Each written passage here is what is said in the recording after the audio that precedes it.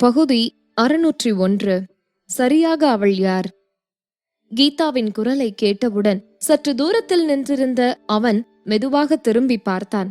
அவள் முன்னால் இருந்த அவனை அவள் தெளிவாக கண்டவுடன் அவன் உண்மையாகவே தேவ் பிரின்ஸ் தான் என்பதை உணர்ந்தவுடன், நீங்க ஏன் இங்க இருக்கீங்க என்று ஆர்வமாக கேட்டபோது கீதாவின் பார்வை மின்னியது. அவன் ஒரு குழந்தைகள் பள்ளிக்கு வந்து நின்று கொண்டிருந்தான். ஆனால் அவனுக்கு குழந்தைகள் இல்லை. கீதா, நான் உன்னை பார்க்க தான் இங்க வந்தேன்.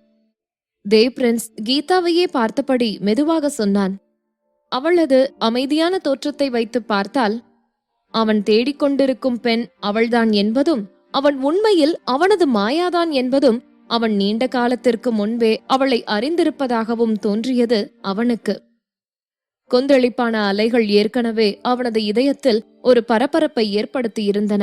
அவனுக்கு முன்னாலேயே பழக்கமான அந்த முகத்தை பார்த்தவுடன் அவர்கள் சந்தித்த முதல் முறையே அவன் அவளை அடையாளம் கண்டு கொண்டிருக்க வேண்டும். அந்த நேரத்தில் அவன் ஏன் தயங்கினான்? அவன் தயக்கத்தால் அவர்கள் இருவரும் எவ்வளவு நேரத்தை வீணடித்து விட்டனர். ஆரம்பத்திலேயே அவனால் அவளை சரியாக அடையாளம் காண முடிந்திருந்தால் டேனியும் அவளும் இப்போது ஒரு தம்பதிகளாக இருக்க முடிந்திருக்காது, இல்லையா? அவன் முன்னாலேயே அவளை கண்டுபிடித்திருந்தால் அவள் இவ்வளவு நீண்ட காலத்திற்கு தனியாக இருந்திருக்க மாட்டாள். 3 ஆண்டுகளுக்கு முன்னால் அவள் காயமடைந்திருக்கிறாள். அவள் காயங்கள் சீரியஸாக இருந்ததா? அவள் முழுமையாக குணமடைந்து விட்டாளா? தேவ் பிரின்ஸின் இதயத்தில் எண்ணற்ற கேள்விகள் ஒன்றன் பின் ஒன்றாக தோன்றின. அவனை பார்த்த ஒவ்வொருவரும் அவன் பைத்தியக்காரனாக மாறிக்கொண்டிருப்பதாக சொல்லி அவனை சித்திரவதை செய்து கொண்டிருந்தனர். அவள் டேனியின் மகளை ஸ்கூலுக்கு அழைத்து வந்திருக்கிறாள் என்பதை அறிந்தவுடன் அவன் ஒரு பைத்தியக்காரனைப் போல அவளை பார்க்க ஓடி வந்தான். ஆனால் காலியான பள்ளியை பார்த்தபோது அவனுக்கு கிடைத்தது தவறான தகவல் என்றுதான் அவன் நினைத்தான். மனம் வெறுத்துப் போய் அவன் பள்ளியை விட்டு வெளியேற இருந்த போது அவள் குரலை கேட்டான். ஒருவேளை அவர்கள் இருவரும் மீண்டும் ஒருவரை ஒருவர் தவறவிட அனுமதிக்க மேலே இருந்த அந்த வானம் கூட தயங்கியதோ என்னமோ. அதனால்தான் அவன் நம்பிய கடவுள் அவளை மீண்டும் அவனிடம் திருப்பி அனுப்பி வைத்திருக்கிறார். தேவ், என்ன தேடி வந்தீங்களா? என்ன விஷயம்? குழப்பமான பார்வையுடன் அவனை பார்த்தபடி அவன் பதிலை கண்டு லேசாக அதிர்ந்தாள் கீதா. தேவ் பிரின்ஸ் அவளை பார்த்த விதம் மிகவும் வித்தியாசமாக இருந்தது. அவள் ஆத்மாவின் வழியே ஊடுருவி பார்க்க விரும்புவதாக தோன்றிய அந்த விழிகளை பார்த்தவுடன் அவளையும் அறியாமல் உள்ளுக்குள் பதட்டமாக உணர்ந்தாள் கீதா. அவள் அதை பற்றி அவனிடம் கேட்க இருந்தபோது தேவ் பிரின்ஸ் ஏற்கனவே ஒரு அடி முன்னால் வந்து அவள் தோள்களை மென்மையாக பிடித்தான். கீதா, நான் உன்கிட்ட ஒரு முக்கியமான விஷயம் பத்தி பேசணும் என்றான் தேவ். நான் சொல்றத கேளு. கீதா, நீ டேனியோட நிச்சயதார்த்தம் செய்ய முடியாது. நீ உண்மையிலேயே... தேவ் பிரின்ஸ் சொல்லிக் கொண்டிருக்கும் போதே அதுவரைக்கும் கீதாவின் தோள்களில் சாய்ந்து கொண்டிருந்த ஜெனி அவள் கேட்கக்கூடாத ஒன்றை கேட்டது போல செயல்பட்டாள். அவள் திடீரென்று தன் சிறிய தலையை தூக்கி அவனை திரும்பி பார்த்தாள். அவளது நுட்பமான அழகிய குட்டி முகம் அவனுக்கு முன்னால் தோன்றிய தருணத்தில் தேவ் பிரின்ஸ் உடனடியாக பேச்சை இழந்தான். அவனது திறந்த வாய் மூட சிறிது நேரமானது. அதிர்ச்சியூட்டும் வெளிப்பாட்டுடன் கீதாவின் அணைப்பில் இருந்த மென்மையான ஜெனியின் உருவத்தை அவன் உற்று பார்த்துவிட்டு நம்ப முடியாமல் கேட்டான் தேவ். கீதா, இவதான் டேனியின் மகளா? அந்த கண்கள், அதே போல அவனை பார்த்த அவளது பார்வை அவனது சின்ன வயது மாயாவை போலவே அப்படியே இருந்தது. குறிப்பாக இந்த தருணம் அவன் முன்னால் கீதாவின் தோளில் சாய்ந்து கொண்டிருக்கும் ஜெனியையும் கீதாவையும் பார்க்கும் யாரும் அவர்களை அம்மாவும் பெண்ணும் என்றுதான் நினைப்பார்கள். தேவ் பிரின்ஸின் யூகங்களை உறுதிப்படுத்த விரும்புவதைப் போல ஜெனி ஏற்கனவே உதடுகள் துடிக்க கீதாவை முந்திக்கொண்டு பேசினாள். மம்மி, நீங்க இந்த அழகான மாமா கிட்ட பேசாதீங்க. டாடி பார்த்தா கோவப்படுவாரு என்றாள் ஜெனி. மம்மி? கீதாவை அவள் திரும்ப திரும்ப மம்மி என்று அழைத்ததை கேட்டு தேவ் பிரின்ஸின் முகம் உடனடியாக மாறியது. நிலைமையின் சிக்கலை எவ்வாறு அவனுக்கு விளக்குவது என்று கீதாவுக்கு தெரியவில்லை. ஜெனி சொன்னதை கேட்டவுடன் அவள் சற்று சங்கடமாக அவனிடம் சொன்னாள். தேவ், ஜெனி இன்னும் சின்ன பொண்ணுதான்.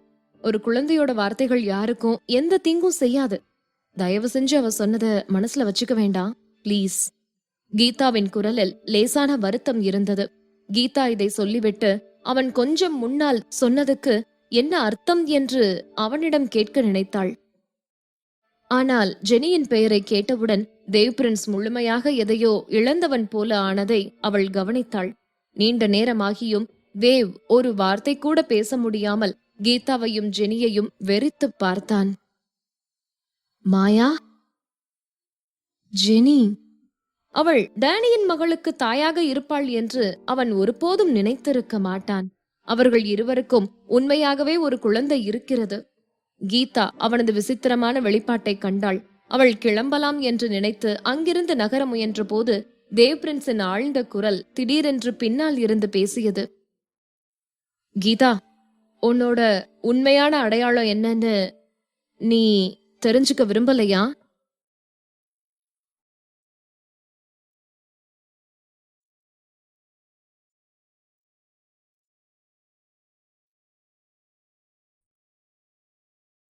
பகுதி 602. உண்மையில் அவள் நீ பெற்ற மகள். கிளம்ப நினைத்த கீதா அப்படியே நின்று ஆச்சரியமாக அவனை பார்த்தாள். அவன் கேள்விக்கு என்ன அர்த்தம் என்று அவளுக்கு புரியவில்லை. அவன் முன்னால் சொன்ன வார்த்தைகளை நினைத்த போது லேசாக முகம் சுளித்தாள் கீதா. டேனியுடன் நடைபெற இருக்கும் அவளது நிச்சயதார்த்தத்திற்கும் அவள் யார் என்கிற அவளது அடையாளத்திற்கும் ஏதாவது தொடர்பு இருக்கிறதா? மருத்துவமனையில் இருந்து நினைவு மீண்ட பிறகு கீதா தனது கடந்த காலத்தின் பல விஷயங்களை மறந்துவிட்டாள். அவளுடைய மூளையில் மிகவும் மங்கலான சில காட்சிகள் மட்டுமே இருந்தன. அவள் நினைவை இழப்பதற்கு முன்பு அவள் எப்படிப்பட்டவள் என்று கற்பனை செய்ய முயன்றாள். அவள் யார்? அவளுடைய குடும்பம் எங்கே இருந்தது? அவள் மனதில் பொங்கி எழும் அந்த தீயெறியும் காட்சியை அவள் ஏன் அடிக்கடி பார்க்கிறாள்? அவள் அதிலிருந்து உயிரோடு தப்பித்து உயிர் பிழைத்தது போல அவளுடைய குடும்பமும் பிழைத்திருப்பார்களா? ஏன் யாருமே அவளை தேடி வரவில்லை? அவள் நினைவு திரும்பிய நாளில் இருந்தே இந்த கேள்விகள் அனைத்தும் ஒவ்வொரு நாளும் அவளது மனதை மீண்டும் மீண்டும் குடைந்தன. பதில்களை தேட விரும்பும் போதெல்லாம், முயற்சிக்கும் போதெல்லாம் அவளுக்கு தாங்க முடியாத ஒரு தலைவலி வந்துவிடும். அவளால் எதையும் நினைவுபடுத்தி பார்க்க முடியவில்லை. கடந்த காலத்தில் கீர்த்தி மனநல மருத்துவத்தில் டாக்டராக இருந்தாள்.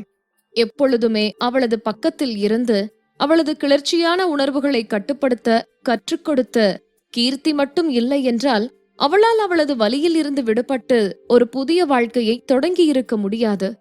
அவள் காயமடைந்து பழைய நினைவுகளை எல்லாம் இழந்து 3 ஆண்டுகள் கடந்துவிட்டன. 3 ஆண்டுகள் என்பது ஒரு நீண்ட காலம். அவளுடைய குடும்பம் பற்றிய ஏதாவது ஒன்று அவளுக்கு நினைவில் இருந்திருந்தால் கூட அவள் அவர்களை தேடி இருப்பாள். ஆனால் அவள் எல்லாவற்றையும் மறந்துவிட்டதால் அவள் கடந்த காலத்தை தொடர்ந்து யோசிக்க ஆரம்பிக்கும் போதெல்லாம் அவளுக்கு அதிக வேதனையாக இருக்கும். ஆனால் இப்போது கீதாவின் அனிமேஷன் கண்கள் சற்று ஒளிர்ந்தது. அவள் தேவ் பிரின்ஸை பார்த்து ஒவ்வொரு வார்த்தையையும் நிதானமாக ஆனால் அழுத்தமாக கேட்டாள். என்ன உங்களுக்கு தெரியுமா? என்னோட கடந்த காலத்துல நீங்க என்ன பார்த்திருக்கீங்களா? அவனது ஆழ்ந்த மற்றும் இருண்ட விழிகளை சந்தித்த போது அவள் இதயம் துடித்தது. அந்த பார்வை அவளுக்கு மிகவும் பழக்கமான பார்வை போல இருந்தது. அவன் அவளை பார்த்த முதல் தடவையில் இருந்தே அவன் அவளை இப்படித்தான் பார்த்தான். அவனது விழிகள் அவள் ஆத்மாவை முறைத்து பார்ப்பது போல் தோன்றியது. அப்போதெல்லாம் அவள் உண்மையாக அதை பற்றி பெரிதாக எதுவும் யோசிக்கவில்லை. தேவ் பிரின்ஸ் அவளை அறிந்தவனாக இருப்பான் என்று அவள் மனதில் தோன்றியதில்லை. கீதாவின் உதடுகள் நடுங்கின. அவள் ஏதோ சொல்ல விரும்பிய போது சாலை ஓரத்தில் வந்து நிறுத்தப்பட்ட அந்த கருப்பு நிற சொகுசு காரை பார்த்தாள். கார் கதவு திறந்தது. டேனியின் உயரமான கம்பீரமான உருவம் காரில் இருந்து வெளியே வந்தது. கீதாவின் அருகில் நின்று கொண்டிருந்த தேவ் பிரின்ஸை பார்த்ததும் அவனது முகம் உடனடியாக இருண்டது.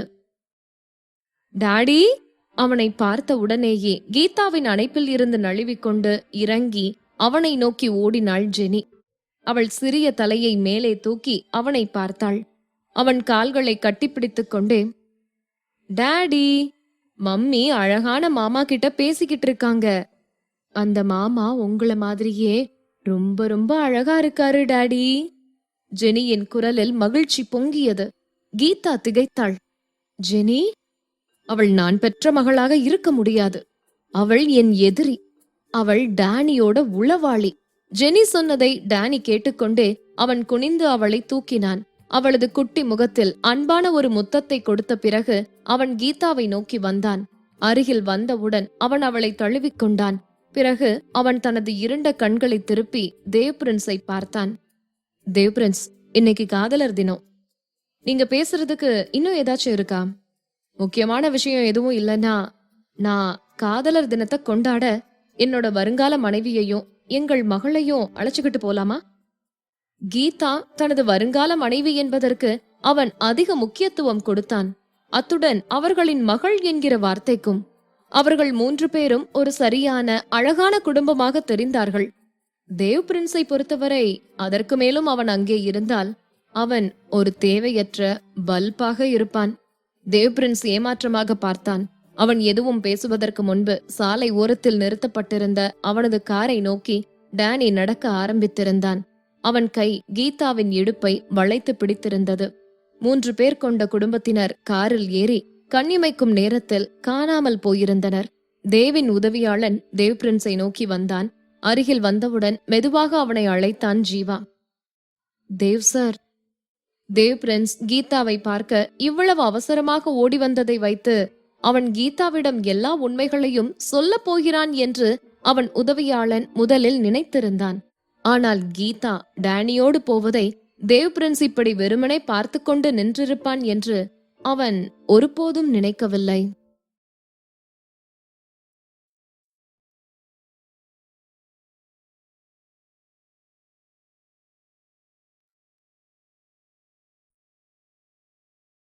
பகுதி 603. முதலாக மயக்கமடைந்த அந்த உணர்வு எப்படி இருந்தது என்பதை ஒருபோதும் மறந்து விடாதீர்கள். நீ இப்ப அத பாத்தியா? அப்படியே நின்று கொண்டிருந்த தேவ் நீண்ட நேரம் கழித்து பேசினான். ஆனாலும் கூட கீதாவின் கார் போன திசையில் இன்னும் அவன் பார்வை நிலைத்திருந்தது. தேவ் பிரின்ஸ் எதை பற்றி பேசுகிறான் என்று தெரியாமல் அவன் உதவியாளனுக்கு எப்படி பதில் சொல்ல வேண்டும் என்றும் தெரியவில்லை. டேனி இங்கே வந்தபோது அவள் அவனை பார்த்த விதத்தை என்று தொடர்ந்து சொன்னபோது தேவ் பிரின்ஸ் கண்களை சுருக்கிக் கொண்டான். அவள் எப்போதும் கண்ணியமாக இருந்தாள். ஆனால் சிறு வயதிலிருந்தே மற்றவர்களை விட்டு ஒதுங்கியே இருந்தாள்.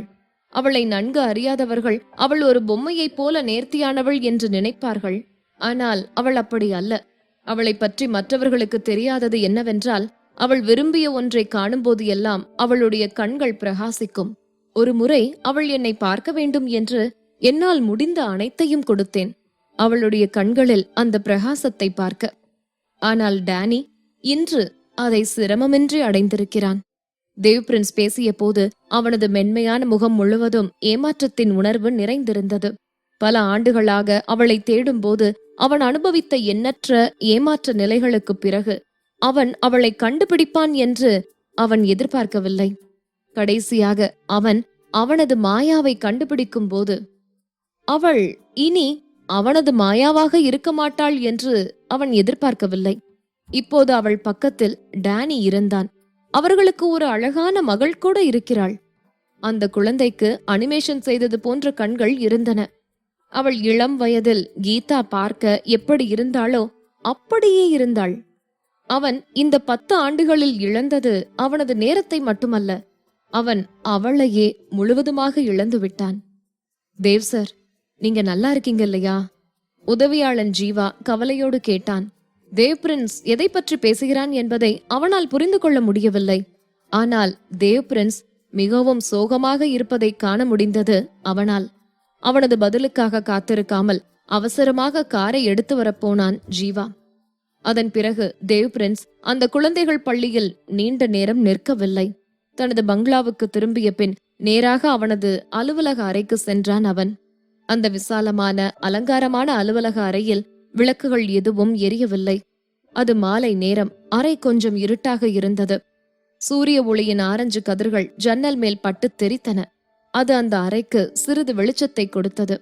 தேவ் பிரின்ஸின் அடர் பழுப்பு நிற கண்கள் சற்று ஒளிர்ந்தன. அவன் தனது அலுவலக மேசைக்கு நடந்து சென்று அதன் அருகில் உள்ள அலமாரியை திறந்தான். டிராயரில் இருந்து ஒரு பழைய பெட்டியை எடுத்தான். அதன் மேற்பரப்பில் தூசி படிந்திருந்தது. தேவ் சார், இந்த பெட்டியை தொட நீங்க இதுவரைக்கும் யாரையும் அனுமதிச்சதில்ல. ஆனா இன்னைக்கு ஏன் அதை வெளியே எடுத்தீங்க? உதவியாளன் அவனை பார்த்து திகைத்து போய் கேட்டான். தேவ் பிரின்ஸின் அலுவலக அறை அவர்களது எல்லைக்கு அப்பாற்பட்டது என்பதை அவனது பங்களாவில் இருந்த அனைவரும் அறிந்திருந்தார்கள். டிபி கார்ப்பரேஷன் தொடர்பான தனிப்பட்ட மற்றும் ரகசிய ஆவணங்களை அவன் அலுவலக அறையில் வைத்திருப்பதாக பெரும்பாலான மக்கள் நினைத்தனர். ஆனால் அவன் உண்மையிலேயே அக்கறை காட்டியது அவனது அலுவலக அறையில் வைத்திருந்த பெட்டியின் மேல்தான் என்பது அவனை நெருக்கமாக அறிந்த சிலருக்கு மட்டும்தான் தெரியும். அவன் பெட்டியில் என்ன பத்திரப்படுத்தி வைத்திருக்கிறான் என்பது யாருக்குமே தெரியாது. ஆனால் தேவ் பிரின்ஸ் அதை மிகவும் நேசிக்கிறார் என்பதை அவர்கள் அறிந்திருந்தார்கள். அவனை தவிர வேறு யாரையும் அதை தொட அவன் அனுமதிக்கவில்லை. அறையை சுத்தம் செய்த வேலைக்காரர்கள் கூட பெட்டியின் அருகே செல்ல அனுமதிக்கப்படவில்லை.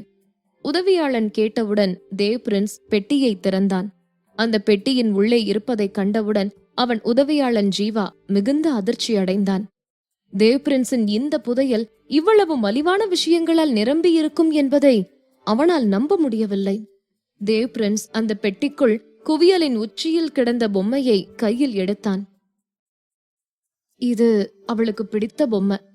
நான் அவளை முதல்ல பார்த்தப்ப அவ கையில இந்த பொம்மைய வச்சுக்கிட்டு தான் என்கிட்ட ஓடி வந்தா.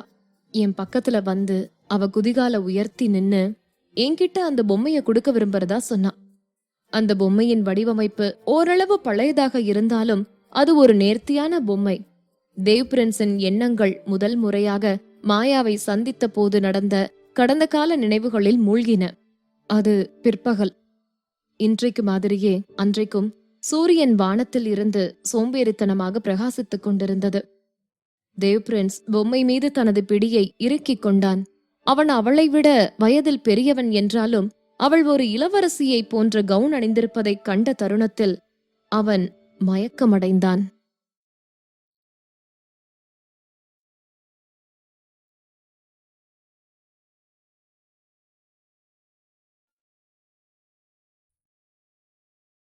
பகுதி 604. அவள் எப்போதும் மற்றவர்களை விட வித்தியாசமாக இருந்தாள். அவள் கைகளில் இருந்து அந்த பொம்மையை வாங்க அவன் அவனையும் அறியாமல் அவளை நோக்கி நடந்தான். அவளுடைய பெயர் என்ன என்று அவன் அவளிடம் கேட்க இருந்த போதே அவள் திடீரென்று குதிகாலை உயர்த்தி நின்று அவன் முகத்தை தொட்டாள். அழகான மாமா, நான் உங்களை என்னோட வீட்டுக்கு கூட்டிட்டு போகவா?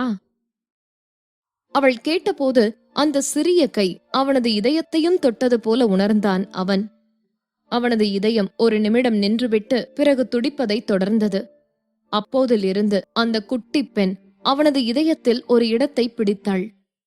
இது என் பிறந்த நாளுக்கு அவள் கொடுத்த பரிசு. பொம்மையை கீழே வைத்த பிறகு தேவ் பிரின்ஸ் ஒரு பூமி உருண்டையை வெளியே எடுத்தான். பனிபூகோளம் ஒரு பக்கம், அந்த பூமி உருண்டை ஒரு பக்கமாக சாய்ந்த போது அதன் பளபளப்பு வானத்தில் இருக்கும் அழகான நட்சத்திரங்களைப் போல மின்னியது. அது பார்க்க மிகவும் அழகாக இருந்தது. அந்த பூமி உருண்டையின் நடுவில் ஒரு இளவரசி சிலை இருந்தது. அன்றைய தினம் அவள் கதவுக்கு பின்னால் பதுங்கி இருந்து அந்த பரிசை மறைத்து வைத்திருந்தாள். திடீரென்று அந்த பூமி உருண்டையை கைகளில் பிடித்துக்கொண்டு அவள் அவனுக்கு முன்னால் வெளியே வந்தாள். அவள் அவனை பார்த்து சிரித்த விதம் மிகவும் இனிமையாக இருந்தது. தேவ் பிரின்ஸ் மாமா, இது உங்களுக்கு மாயாவோட பிறந்த நாள் பரிசு. உங்களுக்கு பிடிச்சிருக்கா? அவள் அழகான முகத்தையே பார்த்து கொண்டிருந்த அவன் அந்த பூமி உருண்டையை கவனமாக பார்க்கவில்லை. அவனை பொறுத்தவரை அவள் அவனுக்கு கொடுத்தது எல்லாம் அவனுக்கு பிடித்ததுதான். ஏனென்றால் அது அவள் அவனுக்காக கொடுத்தது. அவன் அதை விரும்பினான். தேவ் சார், உதவியாளன் ஜீவா ஏதோ சொல்ல விரும்பினான். ஆனால் தேவ் பிரின்ஸ் அவனை கவனிக்கவில்லை. அந்த பூமி உருண்டையை கீழே போட்ட பிறகு தேவ் பிரின்ஸ் ஒரு பெட்டி சாக்லேட்டுகளை கையில் எடுத்தான். இது குழந்தைகள் தினம் அன்றைக்கு வந்தது.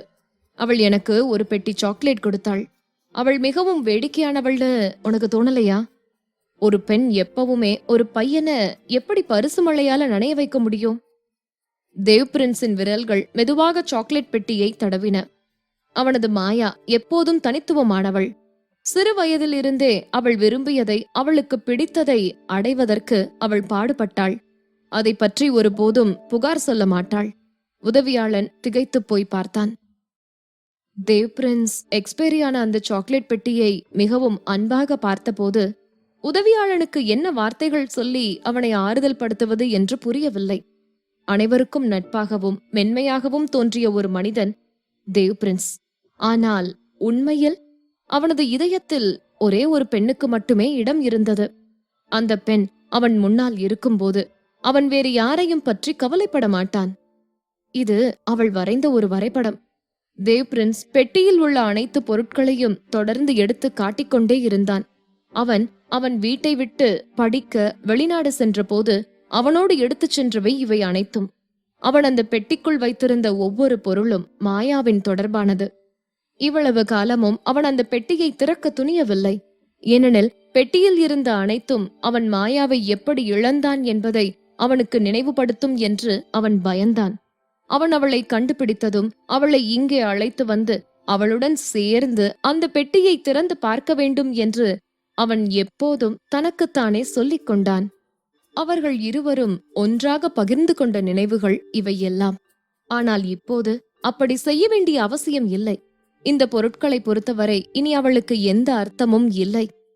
அது அவனுக்கு சொந்தமான தனிப்பட்ட உணர்வுகள் மட்டுமே. தேவ் பிரின்ஸ் தரையில் உள்ள அனைத்து பொருட்களையும் ஒருமுறை பார்த்தான்.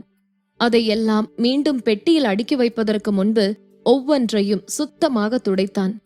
உதவியாளன் அவனது பாஸை பார்த்து மிகவும் வருத்தமாக உணர்ந்தான். தேவ் சார், மிஸ் கீதா அவங்க கடந்த காலத்தை மறந்துட்டாங்க. நீங்க யாருன்னு அவங்க கிட்ட சொன்னா அவங்க நிச்சயமா உங்களை ஞாபகத்துக்கு கொண்டு வருவாங்க.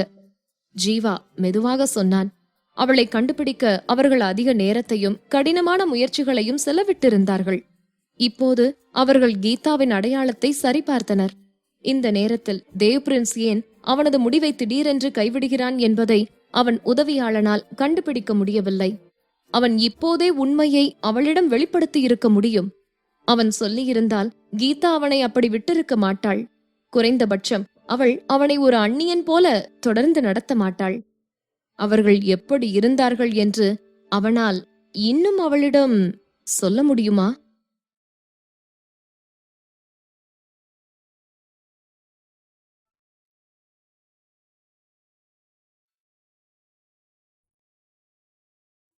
பகுதி 605.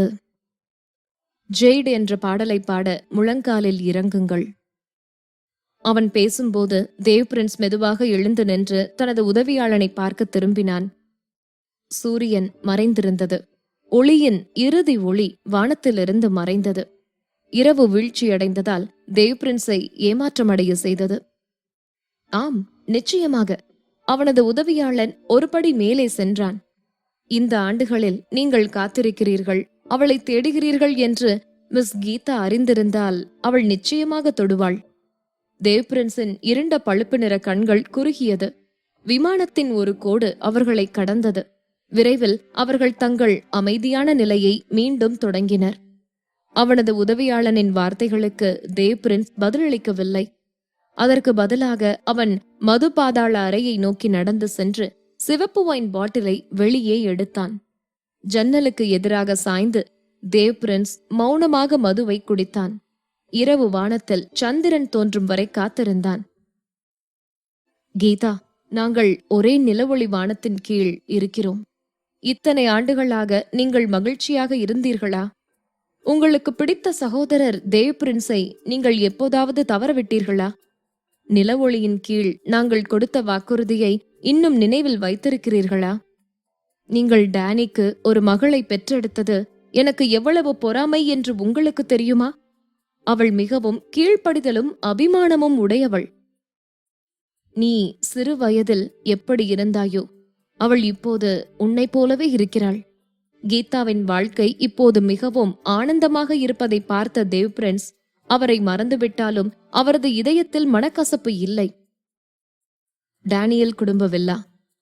அவர்கள் காரில் இருந்து இறங்கும்போது ஜெனியை கீதா சுமந்து சென்றாள். ஆனால் அவள் நேராக அறைக்கு செல்லவில்லை. இன்னும் காரில் அமர்ந்திருந்த டேனியை சரிபார்க்க அவள் திரும்பினாள். அவன் முதலில் காரில் ஏறியதிலிருந்து ஒரு வார்த்தை கூட பேசவில்லை. ஜெனியை தனது கைகளில் சுமந்து கொண்டு அவன் கீதாவை பார்க்க திரும்பினான். அவள் ஜெனியை தன் கைகளில் எடுத்தபோது அவனும் பதிலளிக்கவில்லை. அவன் தொடர்ந்து கார் கதவின் மீது சாய்ந்து கொண்டு அவளை பார்த்தபடி தலையை கையால் முட்டிக்கொண்டார். கீதா தனது உடல் முழுவதும் கூஸ் பம்புகளை உணர்ந்தாள். அவன் பொறாமைப்படுகிறானா என்று அவள் அவனிடம் கேட்க விரும்பியதைப் போலவே டேனி முதலில் பேசினான். கீதா, நான் உன்னை நம்புறேன். எனக்கு பொறாமை இல்ல. அவனது முட்டாள்தனமான வார்த்தைகளை நம்பி கீதா அவள் என்ன சொல்லப் போகிறாள் என்று மூச்சு திணறினான். அவன் தனது பொறாமைத்தன்மையை மிஞ்சிவிட்டான் என்றும் தேவ் பிரின்ஸுக்கும் அவளுக்கும் இடையில் ஏதோ நடக்கிறது என்றும் தவறாக புரிந்து கொள்ளவில்லை என்றும் நினைத்து அவள் அவனை இணைக்க முயற்சிக்கவில்லை. இறுதியில் அவன் வீட்டிற்கு செல்லும் அந்த பயணம் முழுவதும் அமைதியாக இருந்தான். ஜெனி அவனுடன் சிறிது பேச முயற்சித்த போதும் அவனுக்கு எந்த எதிர்வினையும் இல்லை. அவன் பொறாமைப்படுகிறான் என்று கீதா இன்னும் சொல்ல முடியாவிட்டால் அவள் உண்மையிலேயே பார்வையற்றவளாக இருப்பாள். ஜெனி, ராஜு தாத்தா கிட்ட சொல்லி உன்னை உள்ள கூட்டிட்டு போ சொல்லு. கீதா ஜெனியை கீழே இறக்கிவிட்டு அவளது சிறிய பின்புலத்தை தட்டினாள். ஜெனி ராஜுவை நோக்கி ஓடி வந்து, என்னை அழைத்து செல்லுங்கள் ராஜு தாத்தா. பின்னர் ஜெனி தின்பண்டங்களை தேடுவதற்காக அவள் ராஜுவுடன் காணாமல் போனாள். கீதா திரும்பி சென்றபோது டேனி இன்னும் பின் சீட்டில் உட்கார்ந்து மொட்டை போட மறுப்பதை கண்டாள். அவள் மீண்டும் காரில் நுழைந்ததும் அவளது அனிமேஷன் கண்கள் கன்னத்தில் கண் சிமிட்டின. அவளது தொண்டையை துடைத்து அவள் முகத்தில் ஒரு கடுமையான வெளிப்பாட்டை வைத்து கீதா கூறினாள், டேனி, இதை நான் உங்களுக்கு சொல்றேன். தெய்வம் உன்னை தூண்டாது. அவள் பேசத் தொடங்கியதும் டேனி திடீரென்று அவன் கையை அடைந்து அவளை தழுவினான். அவன் தசைக்கை அவளை இறுக்கமாக அணைத்துக் கொண்டது. அவளது கன்னத்தை அவள் தலையின் மேல் வைத்துக்கொண்டு டேனியின் குரல் குறைவாகவும் அவன் பேசும்போது சற்று கரகரப்பாகவும் இருந்தது. கீதா, நான் உன்னை நம்புறேன். ஆனா நான் இன்னும் பொறாமப்படுறேன். இது அவளுக்கு முடிவு. அவன் சொன்ன சில எளிய சொற்களில் அவள் இதயம் குவியலாக உருகியது. ஒரு தெய்வமாக தனது உருவத்தை தக்க வைத்துக் கொள்வதற்கும் அவரை வற்புறுத்துவதற்கும், அவரிடம் ஜெயிட் என்ற பாடலை பாடுவதற்கு அவரை மண்டியிட சொல்வதற்கும் அவள் செய்த நம்பிக்கைகள் போய்விட்டன. அவளுடைய உயர்ந்த திட்டங்கள் ஒரு நொடியில் ஒதுக்கி எறியப்பட்டன. அதற்கு பதிலாக கீதா டேனியை கட்டிப்பிடிக்க முயன்றாள். நான் ஏன் உங்களுக்கு சில நூடுல்ஸ் சமைக்க கூடாது?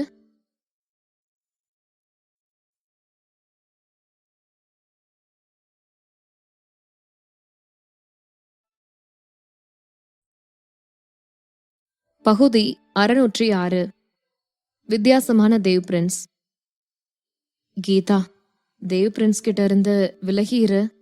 அவள் ஒரு திகைப்புடன் இருப்பதைக் கண்ட டேனி அவன் அவளை தழுவிக்கொண்டு அவளது நுட்பமான காதணிகளில் ஒரு முத்தத்தை நட்டான். ஒளியின் ஒரு விசித்திரமான கதிர் அவனது இருண்ட பார்வையை தாண்டியது. உடனே அவன் தனது மெல்லிய உதடுகளை திறந்து, அவன் உங்களை விரும்புறான்னு என்னால சொல்ல முடியும் என்றான். தேவ் பிரின்ஸ் தன்னை கட்டுப்படுத்துவதில் ஒரு பெரிய வேலை செய்தான். தேவ் பிரின்ஸ் மறைப்பது என்னவென்று அவனுக்கு தெரியவில்லை என்றாலும் கீதாவை பற்றிய தேவ் பிரின்ஸின் ஆர்வம் அவன் முதல் முறையாக அவளை பார்த்ததிலிருந்து நிறுத்தப்படவில்லை என்பதை அவன் அறிந்திருந்தான். அவன் அதை பற்றி தொடர்ந்து அறிந்திருந்தாலும் அவன் அதை மனதில் கொள்ளவில்லை. அவன் காரணமாக அவன் பெண் தன் கதிர்களை மறைக்க தேவையில்லை. அவள் தானாகவே இருக்க வேண்டும். இருப்பினும் இப்போது அவர்கள் நிச்சயதார்த்தம் செய்யவிருந்த விஷயங்கள் வேறுபட்டன. அவன் அவனது வருங்கால மனைவி மற்றும் டேனியின் குடும்பமும் ஒரு சாதாரண குடும்பம் அல்ல. அவர்கள் இருவரும் மிக நெருக்கமாகிவிட்டதால் தேவ் பிரின்ஸ் தன்னை காயப்படுத்துவார் என்று டேனி கவலைப்பட்டார். அவரு என் உயிரை மட்டுமே காப்பாற்றினாரு. இந்த விஷயத்துல நீங்க ஏன் மிகவும் புளிப்பாக இருக்கிறீர்கள்? கீதா அவளது அரவணைப்பிலிருந்து அவள் தலையை உயர்த்தி அவன் மார்பை குத்தினாள். அவள் கையை பிடித்துக்கொண்டு டேனியின் உதடுகள் சுருண்டு, இல்ல, நான் புளிப்பா இல்ல, நான் பொறாமையில இருக்கிறேன். அவன் எனக்கு முன்னால ஒரு படி உங்க முன் தோன்றி அழக காப்பாற்றிய ஒரு ஹீரோவை போல நடிக்க வேண்டும் என்று நான் பொறாமைப்படுகிறேன். டேனி அவள் கையை அவன் உதடுகளை நோக்கி இழுத்து மென்மையாக கடித்தான். பின்னர் அவன் மெதுவாக வாய் திறந்து, கீதா, உங்கள் சார்பா நான் அவனுக்கு ஆதரவாக திருப்பி தருவேன். நீங்கள் அவரிடம் நன்றியுள்ளவர்களாக இருக்க முடியும், ஆனால் நீங்கள் அவரை விரும்ப முடியாது. அவன் உண்மையிலேயே மிகவும் தாங்கிக் கொண்டிருந்தான். அது அவனை வெறுக்க முடியாத ஒருவனாக உருவாக்கியது. கீதா தனது இரு கைகளாலும் தனது தசையிடுப்பை கட்டிப்பிடித்தான். அவள் புருவங்களை வளைக்கும் வரை அவள் சிரித்தாள். நாங்கள் ஒன்றாக உதவியை திருப்பி செலுத்தலாம், ஆனால் கீதா ஏதோ யோசித்து தன் கைகளில் இருந்து குதித்தாள். அவள் அவனை தீவிரமாக முறைத்து பார்த்தாள். தேவ் பிரின்ஸ் என்னை அறிந்திருப்பதாக தெரிகிறது. இன்று அவன் என்னிடம் சில வித்தியாசமான கேள்விகளை கேட்டான்.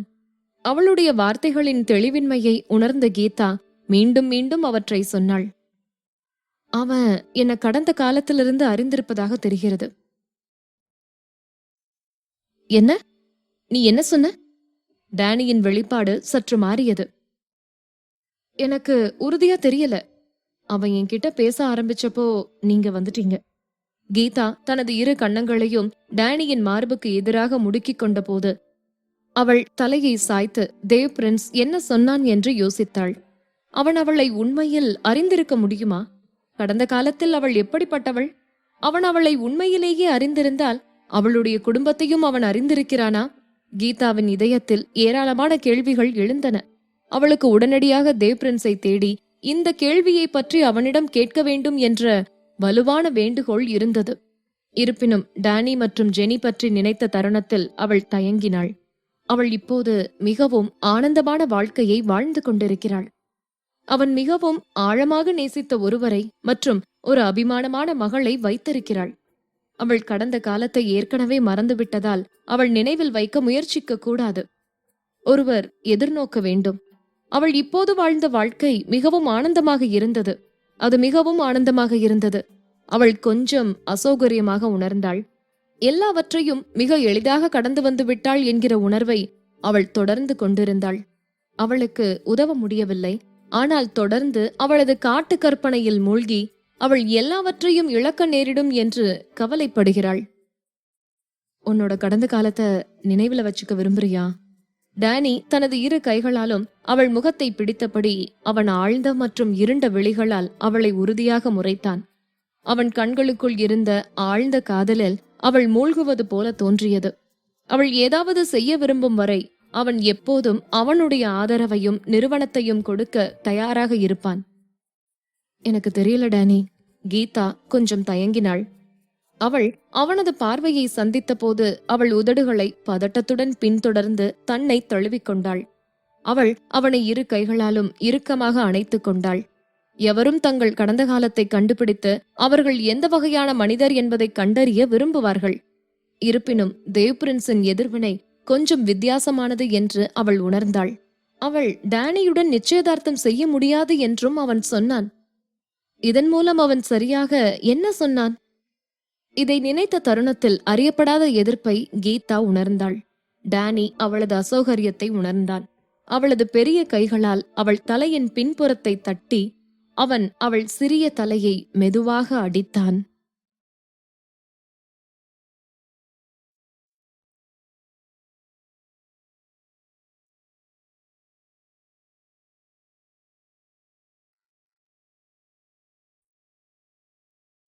பகுதி 607. ஒரு நல்ல வாழ்க்கை, பாசத்தின் புது காட்சி. அவரது குறைந்த மற்றும் காந்த குரல் வழியாக மென்மையானது. என் விலைமதிப்பற்ற முட்டாள், நீங்கள் எதை பற்றி பயப்படுகிறீர்கள்? என்ன நடந்தாலும் நான் எப்போதும் உங்கள் பக்கத்திலேயே இருப்பேன்.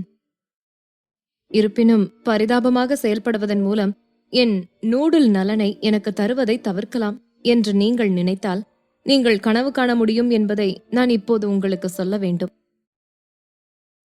இப்போது மென்மையும் கருத்தும் அவளுடைய மாய தோற்றமாக இருந்திருக்க வேண்டும். அவன் வெறுமனே ஒரு அசாதாரண பனிப்பாறை. என்ன ஒரு போக்கிரி! கீதா அவன் மீது வைத்திருந்த பிடியை விடுவித்ததும் அவள் மனச்சோர்வடைந்த மனநிலையில் இருந்து விடுபட்டு காரிலிருந்து இறங்கினாள். அவள் ஹாலை நோக்கி நடந்தாள். ராஜு, எனக்கான பொருட்களை தயார் செய்யுங்க. நான் இன்னைக்கு ஒரு பெரிய பானை நிறைய நூடுல்ஸ் சமைக்க போறேன். இங்க ஒரு குறிப்பிட்ட ஒருத்தர் அவற்றை சாப்பிட்டு முடிக்கலன்னா நான் அவருக்கு உள்ள நூடுல்ஸ் அனைத்தையும் அடைப்பேன். கீதா ஒரு சமையலறை கொலையாளி. அவள் பாதுகாப்பாக சமைக்கக்கூடிய ஒரே உணவு நூடுல்ஸ் கிண்ணம் மட்டுமே.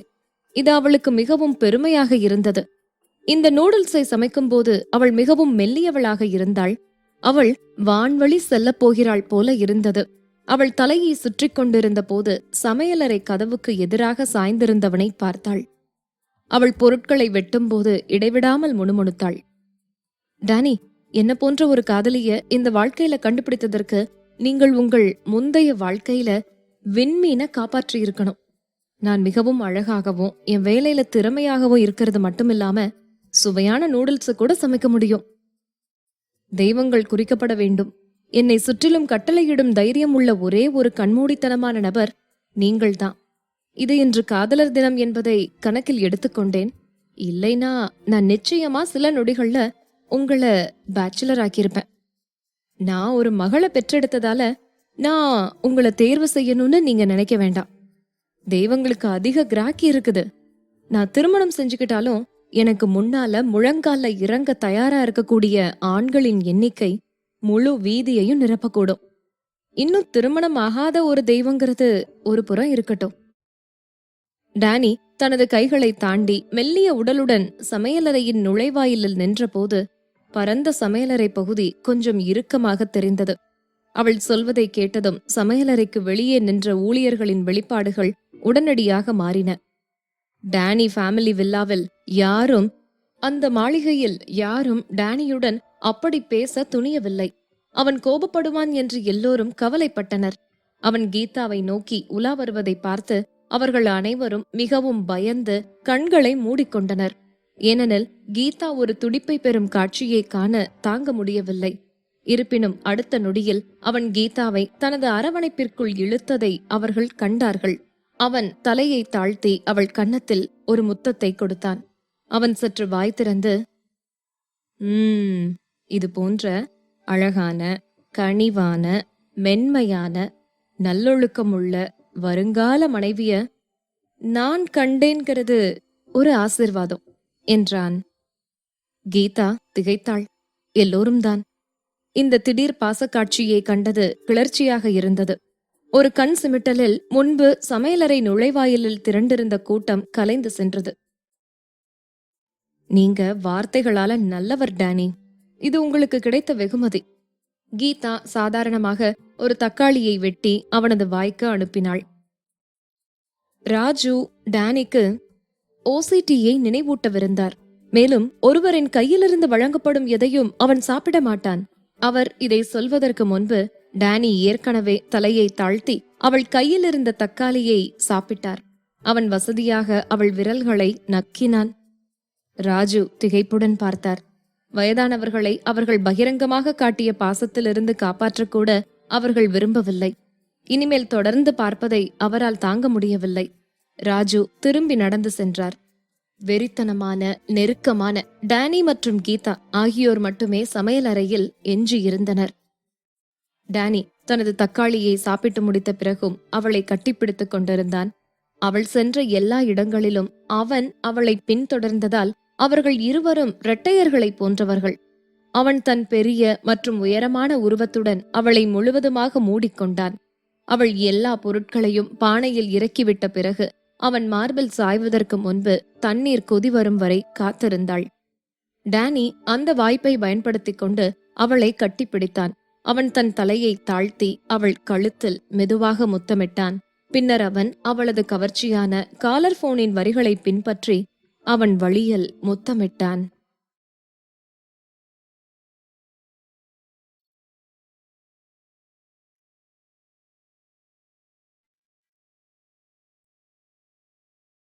பகுதி 608. கீதா, நான் மனம் மாறிவிட்டேன். இறுதியில் அவனால் அதற்கு மேலும் அவனை கட்டுப்படுத்த முடியவில்லை. அவளை தூக்கி சமையலறை மேடை மேல் உட்கார வைத்து அவன் தலையை தாழ்த்தி அவள் உதடுகளை கவ்வினான். கீதா திணறினாள். கீதா தனது நூடுல்ஸ் தயாரிப்பை கவனித்துக் கொண்டிருந்தாள். ஆனால் திடீரென்று அவள் அவனிடம் சிக்கிக் கொண்டாள். அவளால் நகர முடியவில்லை. அவள் ஏதோ சொல்ல முயன்ற போதும் அவளால் சொல்ல முடியவில்லை. டானியின் உதடுகள் அவள் உதடுகளை மூடியிருந்தது. அவளால் டானியை பார்க்க மட்டுமே முடிந்தது. பாத்திரத்தில் தண்ணீரும் மற்ற பொருட்களும் கொதிக்க ஆரம்பித்தன. நூடுல்ஸ் போட வேண்டிய நேரம் இது. ஆனால் அந்த மனிதன் இன்னும் அவளை விடவில்லை. தப்பிக்க ஆர்வமாக இருந்த கீதா அவள் காலை உயர்த்தி அவன் முழங்காலில் உதைத்தாள். அடுத்த நொடி அவள் கால்கள் இறுக்கி பிடிக்கப்பட்டன. பாத்திரத்தில் தக்காளி கொதித்து நிறம் மாறிக்கொண்டிருந்தது. டானி, அவள் இறுதியாக மூச்சை பிடிக்கும்போது அவள் எதுவும் சொல்வதற்கு முன்பே டானி குறுக்கிட்டான். நாம அப்புறமா நூடுல்ஸ் சாப்பிடலாம். இப்ப அதை விட முக்கியமான ஒரு வேலையை செய்யலாம். சொல்லிக்கொண்டே டானியின் நீண்ட விரல்கள் மெதுவாக அவளது ஆடையின் ஜிப்பை கீழ்நோக்கி இழுத்து அவளது முதுகை வெளிப்படுத்தின. ஒரு பலமான குளிர்ச்சி அவளது முதுகெலும்பில் இறங்கியது. சமையலறையின் வெப்பத்தோடு இணைந்து கீதா சூடான மற்றும் குளிர்ந்த உணர்வுகளால் தூண்டப்பட்டதை உணர்ந்தாள். அவளது உடலின் நரம்புகள் இறுகின. அவனது கைகளை தட்டிவிட்டு அவன் தொடர்ந்து அவளது ஆடைகளை கழட்டுவதை தடுக்க கீதா எதிர்ப்பு தெரிவித்தாள். டானி, சமையலறைக்கு வெளியே வேலைக்காரங்க இருக்காங்க. நீங்க இப்ப இத நிறுத்துறது நல்லது என்றாள் கீதா. என்னோட உத்தரவு இல்லாம யாரும் உள்ள வர துணிய மாட்டாங்க. டானியின் கவர்ச்சியான விழிகள் கீதாவின் கன்னங்கள் மேல் படிந்தன. அவன் மேலும் தொடர இருந்தபோது வெளியே காலடி சத்தம் கேட்டது. பின்னாலேயே ஜெனியின் அழகான குரல். அப்பா, நாம இப்ப சாப்பிடலாமா என்று கேட்டுக்கொண்டே உள்ளே வந்தது. டானி திகைத்தான். கீதாவும் அவனைப் போலவே திகைத்தாள். டானி, உங்க முகத்துல என்ன ஒரு வேகமான அற? உங்க மூஞ்சு வலிக்குதா? கீதா நக்கலாக கேட்டாள். ஒரு கருகிய பானையின் அடிப்பகுதி போல கருப்பாக மாறிய அந்த மனிதனின் முகத்தை உற்று பார்த்தாள் கீதா. அவன் அவளை கடிக்க விரும்பினான். ஆனால் வாசலில் இருந்த ஜெனியை பார்த்தபோது அவன் அவனை கட்டுப்படுத்திக் கொள்ள வேண்டியிருந்தது. வேகமாக கீதாவின் டாப்ஸின் ஜிப்பை மேலே சரியாக இழுத்து விட்டான் அவன். எதுவும் நடக்காதது போல மூஞ்சியை வைத்துக்கொண்டு அவன் கீதாவை சுற்றி தனது கையை இறுக்கினான். அவள் காதுக்கு அருகில் தனிந்த குரலில் கிசுகிசுத்தான். கீதா, நான் என் மனசு மாத்திக்கிட்டேன். கீதா அவனை கேள்வியாக பார்த்தாள். எதிர்காலத்துல நமக்கு குழந்தைகளே வேண்டாம். ஒரே ஒரு ஜெனி போதும்.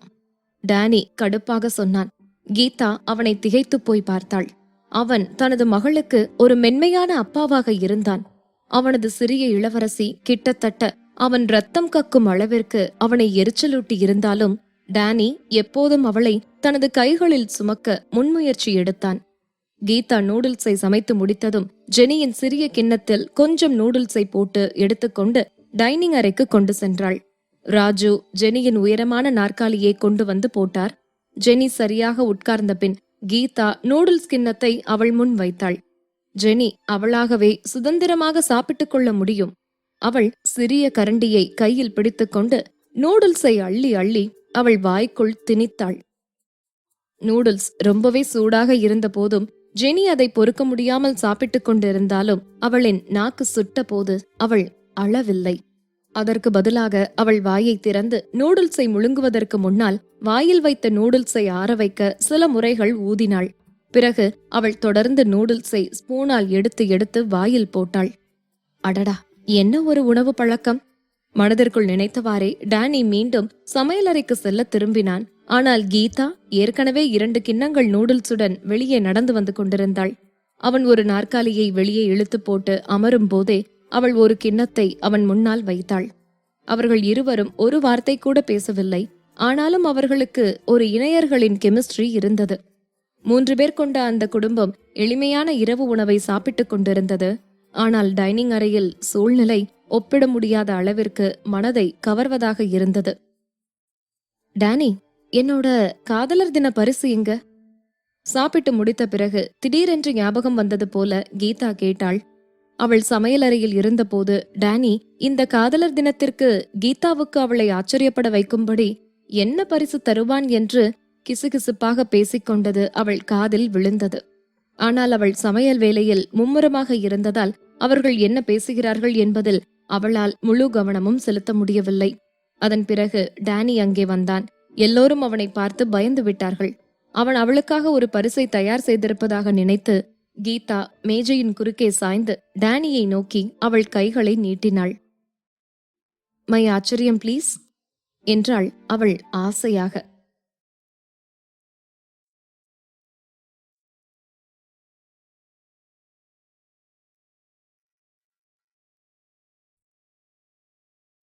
பகுதி 609. ஒரு தனித்துவமான ஆச்சரியம். டானி அவனது நூடுல்ஸை சாப்பிட்டு முடித்துவிட்டு அவனது ஸ்பூனை கீழே வைத்தான். அவள் நீட்டிய கைகளை பார்த்தவுடன் அவனது இருண்ட கண்கள் பளிச்சிட்டன. அவன் இன்னும் சாப்பிட்டுக் கொண்டிருந்த ஜெனியை திரும்பி பார்த்துவிட்டு, கூலாக பதில் சொன்னான். ஜெனி இன்னும் சாப்பிடுறாள்ல, கொஞ்ச நேரம் வெயிட் பண்ணு. ஜெனி சாப்பிட்டு முடிக்கிறதுக்கும் உங்க சர்ப்ரைஸ் கிஃப்ட்டுக்கும் என்ன சம்பந்தம்? கீதா துடித்தாள். ஆனால் அவன் உண்மையிலேயே ஒரு பரிசை அவளுக்காக தயார் செய்து வைத்திருப்பதால் அவனோடு அதற்கு மேல் வாதாட வேண்டாம் என்று அவள் முடிவு செய்தாள். அவள் ஜெனியின் அருகில் அமர்ந்தாள். ஆனால் சீக்கிரம் சாப்பிட்டு முடிக்க சொல்லி அவளை அவசரப்படுத்தவில்லை. அவள் கையில் ஒரு குட்டி ஸ்பூனை பிடித்துக்கொண்டு சாப்பிடும்போது எவ்வளவு சீரியஸாக அவள் வேலையை செய்கிறாள் என்பதை பார்த்து கீதா மிகவும் மகிழ்ந்தாள். ஜெனி தனது நூடுல்ஸை சாப்பிட்டு முடித்தவுடன் கீதா ஒரு காகித நாப்கினை எடுத்து ஜெனியின் வாயை துடைத்து சுத்தம் செய்தாள். டேனியிடம் அவளுக்கான பரிசை கேட்க முழுதாக மறந்த கீதா ஜெனியை ஹாலுக்கு விளையாட அழைத்து சென்றாள். உணவை ஜீரணிக்க அவளுடன் சிறிது நேரம் நடந்த பிறகு கீதா ஜெனியை குளிக்க வைத்தாள். ஒரு தாயாக ஜெனிக்கு செய்ய வேண்டிய கடமைகளை செய்ய இயலாமல் 3 வருடங்களை அவள் தவறவிட்டிருந்தாள். இப்போது ஜெனியை கவனித்துக் கொள்ள கிடைத்த ஒவ்வொரு தருணத்தையும் அவள் பொக்கிஷமாக கருதினாள். ஜெனி, நீ இப்ப நல்லா வாசமா இருக்க. நாம இப்ப தூங்க போலாமா? ஜெனியின் உடலில் லோஷனை தடவி விட்ட பிறகு கீதா அவளை கன்னத்தில் முத்தமிட்டு விட்டு அவளுடன் படுக்கையில் படுத்து போர்வைக்குள் சுருண்டு கொண்டாள். மிக வேகமாகவே ஜெனி தூங்கிவிட்டாள். கீதாவும் அப்படியே கண்ணயர போன போது திடீரென ஜெனியின் அறைக்கதவு திறக்கும் சத்தம் கேட்டது. திரும்பி பார்ப்பதற்குள் அவள் தான் டேனியின் அணைப்பிற்குள் விழுந்ததை உணர்ந்தாள். அவள் அதிர்ச்சியில் கத்துவதற்குள் டேனி அவளை தூக்கிக் கொண்டு படுக்கை அறைக்கு வெளியே கொண்டு சென்றான். ஜெனி, கீதா திணறிக்கொண்டே சொன்னாள். ஜெனி நல்லா தூங்குறா, அதனால இப்போ உன்னோட ஆச்சரியத்தை பார்க்கிற நேரம் இது. அவனது ஆத்மார்த்தமான கண்களால் அவளை பார்த்து கொண்டே குறுக்கிட்டு சொன்னான் டேனி. அவன் தனக்காக தயார் செய்து வைத்திருக்கும் ஆச்சரியமான பரிசை பற்றி யோசித்தவுடன் ஜெனிக்கு கம்பெனி கொடுக்க வேண்டும் என்று அவனிடம் வற்புறுத்தி சொல்லவில்லை கீதா. அதுவும் இன்று காதலர் தினம் வேறு. அவன் தனக்கு என்ன ஆச்சரியமான பரிசை தயார் செய்து வைத்திருக்கிறான் என்பதை தெரிந்து கொள்ள மிகவும் ஆர்வமாக இருந்தாள் அவள். அவன் அதை மிகவும் ரகசியமாக வைத்திருந்தான். மேலும் அவன் அதை ஜெனியின் முன்பு வெளிப்படுத்த விரும்பவில்லை. இதை நினைத்த கீதா அவளாகவே டேனியின் கழுத்தில் தனது கைகளை கட்டிக்கொண்டாள். அவன் அவளை மீண்டும் அவனது படுக்கை அறைக்கு கொண்டு செல்ல அனுமதித்தாள் அவள். பிறகு அவன் கதவை மூடிவிட்டு படுக்கைக்கு திரும்புவதற்கு முன் அதை மீண்டும் சோதித்தான். இது ஏன் என்று தோன்றியது அவளுக்கு. அவன் அவளுக்கு கொடுக்க போகும் ஆச்சரியமான பரிசின் காரணமாக அல்ல அது. ஜெனி திடீரென உள்ளே நுழைவதை தடுக்க. டேனி, எனது காதலர் தின பரிசு எங்கே? இப்பவாச்சும் அதை என்கிட்ட கொடுக்க முடியுமா இல்லையா? கீதா அவனுக்கு பின்னால் நடந்து சென்று அவனது பரந்த முதுகில் குத்தினாள். இதை கேட்ட டேனி அவளை திரும்பி பார்க்கும் முன்னால் கதவு பூட்டப்பட்டு இருப்பதை மீண்டும் உறுதிப்படுத்தினான். அவன் அவளை நேராக படுக்கைக்கு அழைத்து சென்று உட்கார வைத்தான். பின்னர் அவன் ஒரு ஷாலை எடுத்து அவள் கண்களை கட்டினான். இப்ப கழட்டாத, ஒரு நிமிஷம் கழிச்சு நான் சொல்றப்போ கழட்டினா போதும். இதை கேட்ட கீதாவுக்கு என்ன செய்வது என்று தெரியவில்லை. ஆனால் பதட்டமாக இருந்தது அவளுக்கு. அவன் இதற்கு முன்பு பல பரிசுகளை அவளுக்கு கொடுத்திருந்தாலும் அவன் இப்போது நடந்து கொள்வதைப் போல அவ்வளவு சீரியஸாக இருந்ததில்லை. அதனால் அவளுக்கு இது இப்போது சாதாரணமாக தெரிந்தது. அவன் அவளுக்கு ஒரு வீடும் காரும் கொடுக்க போகிறானா? ஒருவேளை டேனியல் கார்ப்பரேஷனின் பங்குகளாக இருக்குமோ? உண்மையில் அவன் அப்படியெல்லாம் எதையாவது கொடுத்தால் அவள் அதை ஏற்றுக்கொள்ள வேண்டுமா வேண்டாமா? அவள் அதை ஏற்றுக்கொண்டால் அவள் பொருட்கள் மேல் ஆசை படைத்தவள் என்று நினைக்க தோன்றாதா? ஆனால் அவன் பரிசை அவள் ஏற்கவில்லை என்றாலும் அது மிகவும் முட்டாள்தனமாக இருக்கும். என்ன ஒரு குழப்பம்! இது ஒரே ஒரு நிமிடம் என்றாலும் கீதாவின் மனம் ஏற்கனவே 1000 யோசனைகளால் நிரம்பி இருந்தது. இப்ப கண்ணுல கட்டியிருக்கிற ஷாலை கழட்டலாம் என்று டேனி சொன்னபோது அவள் இதயம் உற்சாகத்தில் வெடிக்கப் போவதைப் போல உணர்ந்தாள் அவள். டேனி, நான் இப்ப கண்ணை திறக்க போறேன் என்று சொன்னபடியே கீதா அவள் மனதின் பதட்டத்தை அமைதிப்படுத்தினாள்.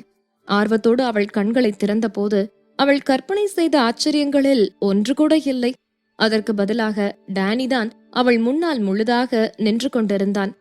ஆனால் அவள் முன்னால் நின்றவன் அவனாக இல்லை. அவன் முன்பை விட வித்தியாசமாக அவளை பார்த்தான். அவனது மார்பில் ஒரு புதிய வானவில் டாக் தொங்கிக் கொண்டிருந்தது.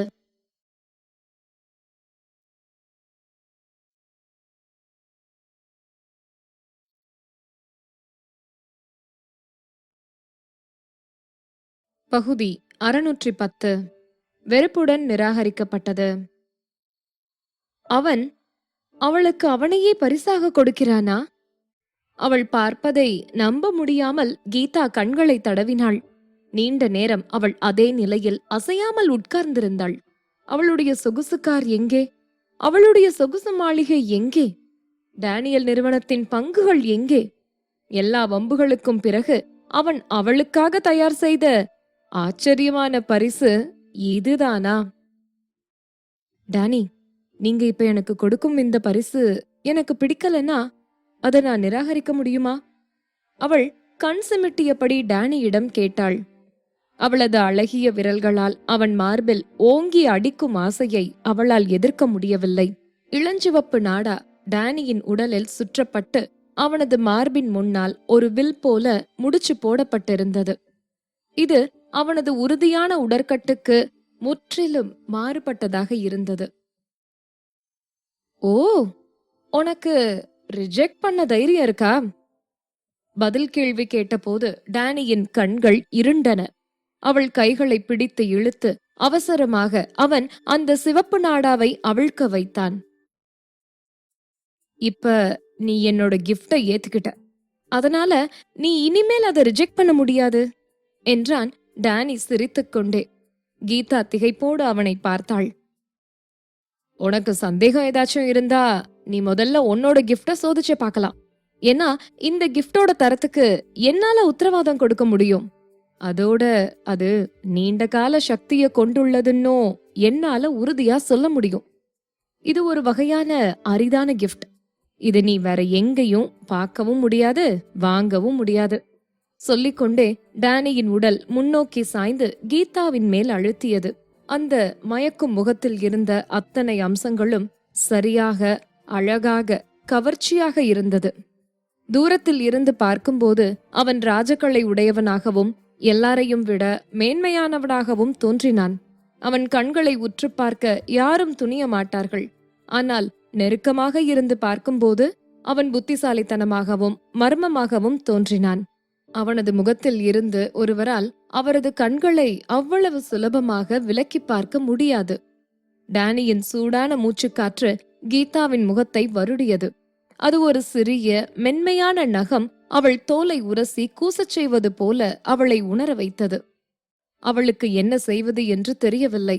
ஆனால் அவளுடைய உடலை கடினப்படுத்தினாள். அவளுடைய தொண்டை கூட வறண்டு போனது போல உணர்ந்தது. டேனி, நீங்க எப்படி என்னை ஏமாத்த முடியும்? நீங்க எனக்கு ஒரு நல்ல பரிசு வாங்க யோசிக்க சோம்பேறித்தனப்பட்டு இப்படி உங்களையே எனக்கு கொடுக்கற மாதிரி வேஷம் போடுறீங்க. உங்ககிட்ட கொஞ்சம் கூட நேர்மையே இல்ல. கீதா அவனை பார்த்து கோபமாக சொன்னாள். அவனது வாழ்நாள் முழுவதும் யாராக இருந்தாலும் தயங்காமல் நிராகரிப்பதையே ஒரு வேலையாக எப்போதும் செய்து கொண்டிருந்தான் டேனி. முதன் முறையாக அவன் ஒரு பெண்ணுக்கு பரிசாக தன்னையே ஒப்புக்கொடுக்க நினைத்து அதை செய்தும் இருந்தான். ஆனாலும் அவள் அதிருப்தி அடைந்தாள். அவமதிப்புடன் அவனை அவள் நிராகரித்தாள். கீதாவை உற்று பார்த்தபோது டேனியின் கண்கள் கருமையாகின. கீதா, நீ உண்மையாவே உன்னோட கிஃப்ட ரிஜெக்ட் பண்ண போறியா? அவனை ரிஜெக்ட் செய்யும் அளவிற்கு அவளுக்கு துணிவு இருக்கிறதா என்ன? அவன் கேட்கும்போது அவனது முகம் குளிர்ச்சியாக மாறியது. அப்படி முயற்சி செய்வதற்கு கூட அவளுக்கு தைரியம் வராமல் இருப்பது நல்லது. இதை கேட்டவுடன் கீதா அவனது கழுத்தை இறுக்கமாக கட்டிக்கொண்டாள். நிச்சயமா இல்ல, நீங்க என்னோட ஆளு. நான் ஏன் உங்களை ரிஜெக்ட் பண்ண போறேன்? ஆனா நான் என்ன சொல்றேன்னா, நீங்க என்ன ஏமாத்துறீங்க. காதலர் தினத்துக்கு உங்களே ஒரு பரிசா நீங்க எப்படி எனக்கு கொடுக்க முடியும்? ஏன்னா நீங்க ஏற்கனவே என்னோடவர்.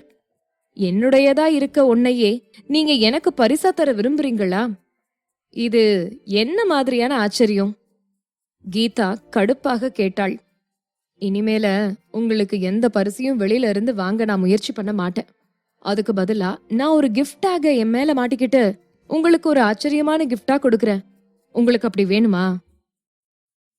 ஓகே, டேனி தயங்காமல் பதில் சொன்னான். அவளை சுற்றி கிஃப்ட் டேகுடன் கட்டப்பட்ட சிவப்பு ரிப்பன் கட்டிய ஒரு காட்சி அவன் மனதில் பளிச்சிட்டது. ஒரு நொடியில் அவன் கண்களில் இருந்த தோற்றம் மாறியது. உடனே டானி தரையில் இருந்து ரிப்பனை எடுத்தார். பிறகு அவன் கீதாவை படுக்கையில் சாய்த்து பிடித்துக்கொண்டு அவளது மார்பில் அந்த சிவப்பு ரிப்பனை கட்டினான். ஒரு அடி பின்னால் நகர்ந்து நின்று இப்போது பரிசாக கட்டப்பட்டிருக்கும் கீதாவை அவன் நன்றாக பார்த்தான். அவனது விழிகள் தீப்பற்ற வைக்கும் அளவுக்கு தீவிரமாக இருந்த ஒரு ஆபத்தான ஒளியுடன் மின்னின. அவன் அவள் மேல் நெருக்கமாக சாய்ந்து ஒவ்வொரு வார்த்தையையும் நிறுத்தி நிதானமாக தெளிவாக சொன்னான். கீதா, இனிமேல் என்னோட ஒவ்வொரு பிறந்த நாளுக்கும் நான் விரும்பும் ஒரே பரிசு இதுதான். கீதா முழித்தாள். ஆனா இப்ப நீ எனக்கு கடன்பட்ட என்னோட கடந்த 28 வருஷத்து பிறந்த நாள் பரிச எனக்கு மொத்தமா தரணும். சொல்லிக்கொண்டே அவன் தலையை தாழ்த்தி அவளை முத்தமிட்டான். கீதா இன்னும் திகைப்பு மாறாமல் அவனையே பார்த்து கொண்டிருந்தாள். அவளுக்கான காதலர் தின பரிசை பற்றி அவர்கள் விவாதித்துக் கொண்டிருந்தார்கள். அதற்கு பதிலாக அவனுக்கு அவள் பரிசு வழங்குவதில் அது எப்படி வந்து முடிந்தது? என்ன நடக்கிறது என்பதை கீதா கண்டுபிடிப்பதற்கு முன்பு டானி ஏற்கனவே மெதுவாக அவள் மேல் இருந்த சிவப்பு ரிப்பனை அவிழ்க்க ஆரம்பித்திருந்தான். அவன் வேண்டுமென்றே அந்த ரிப்பனின் ஒரு பக்கத்தை பிடித்து மெதுவாக இழுத்தான். அவனது நடவடிக்கைகளை பார்த்தால் அவன் அதை வேண்டுமென்றே செய்வது போல இருந்தது. அவன் ஒரே நேரத்தில் ரிப்பன் முழுவதையும் கழட்டவில்லை. அவன் மிக மிக மெதுவாக கொஞ்சம் கொஞ்சமாக அந்த ரிப்பனை மெதுவாக இழுத்து அவிழ்த்தான்.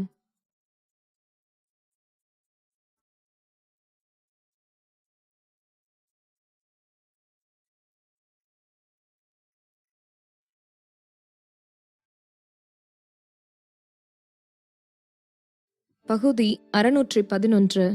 ஒரு சிம்மாசனத்தில் 2 அரசர்கள் இருக்க முடியாது. அவனுக்கு கீழே மாட்டிக்கொண்டு நகர முடியாமல் தவித்தாள் கீதா. அந்த ரிப்பனை கழட்ட அவனுக்கு அவள் உதவ வேண்டும் என்று விரும்பினாள். அவள் அவனிடம் இருந்து விடுபட முயன்று கொண்டே, டானி, முதல்ல என்ன விடுங்க, நான் எந்திரிக்கணும். இன்னைக்கு நீங்க தான் எனக்கு உங்களை பரிசா கொடுத்திருக்கீங்க. ஆனா இப்ப நான் எப்படி உங்களுக்கு ஒரு பரிசா மாறின? அவள் கோபமாக கேட்டாள். நீ என்ன பரிசா ஏத்துக்க மாட்டேன்னு நிராகரிச்சிட்டல்ல, அதனால நான் உன்னை ஒரு பரிசா ஏத்துக்கிட்டேன். டானி கூலாக சொன்னான். ஆனால் அவளது சிவப்பு ரிப்பனை அவிழ்க்கும் கை இன்னும் மெதுவாகவும் சீராகவும் இருந்தது. அவன் வேண்டுமென்றே அவளுக்கு தீயை பற்ற வைக்க முயற்சிப்பது போல இருந்தது. கீதா இறுதியாக அவளது பொறுமையை இழந்து கத்தினாள். டானி, நீங்க என்ன செய்ய விரும்புறீங்களோ அதை செஞ்சுட்டு போங்க. நீங்க போற வேகத்தை பார்த்தா இந்த ரிப்பனை அவுக்கிறதுக்குள்ள விடிஞ்சிரும் என்றாள் கடுப்பாக. அவள் சொன்னதுதான் தாமதம். டானி உடனே கையை உயர்த்தி அவள் மேல் இருந்த ரிப்பனை கழற்றி எறிந்தான். அதிர்ச்சியில் தலையை தூக்கி பார்த்த கீதாவின் கண்கள் அவனது கிண்டலான பார்வையை சந்தித்தது. ஒரு நொடியில் அவனால் தான் ஏமாற்றப்பட்டதை உணர்ந்தாள் அவள். டானி, நீங்க சரியான ஏமாத்துக்கார. கீதா சினுங்கினாள். ஆனால் வருத்தப்படுவதற்கு இப்போது மிகவும் தாமதமாகிவிட்டது. டானி அவளுடைய இந்த எதிர்வினையை எதிர்பார்த்ததாக தோன்றியது. அதனால் அவன் அவள் செர்ரி உதடுகளை அவன் இதழ்களால் மூடினான். ஆழமாக, இன்னும் ஆழமாக அவளை முத்தமிட்டுக் கொண்டே இருந்தான் அவன். கீதாவின் புகார்கள் அவள் வெளியே செல்வதற்கு முன்பே உள்ளே புதைந்தன. அவள் அவனை தள்ளிவிட போன போது அவள் உடலில் இருந்த உடைகள் ஏற்கனவே டானியால் கழற்றி எரியப்பட்டிருந்தன. அவன் அவள் வயிற்றில் ஒரு புழு போல ஒட்டிக் கொண்டிருந்தான். அவனது செயல்பாடு எப்போதும் அவளை விட ஒரு படி வேகமாக இருந்தது. கீதா அவனை திட்ட தயாராக இருந்தாள். ஆனால் அவன் ஏற்கனவே அவளது அனைத்து உணர்வுகளையும் தூண்டிவிட்டு அவளை உசுப்பேற்றிக் கொண்டிருந்தான். கடைசியில் அவள்தான் அவன் கழுத்தில் கட்டிக்கொண்டு அவனை அன்பாக கெஞ்சிக் கொண்டிருந்தாள். அவர்கள் இருவருக்கும் இடையே புதிய மற்றும் பழைய கடன்கள் அனைத்தும் ஒன்றாக கணக்கு தீர்க்கப்பட்டன. டானி உணர்வுகளின் உச்சத்தில் இருந்த நேரத்தில் அவனது கைகளில் இருந்த கீதா அவளது சக்தியை எல்லாம் இழந்து தனது கையை கூட தூக்க முடியாத அளவிற்கு சோர்ந்து போயிருந்தாள்.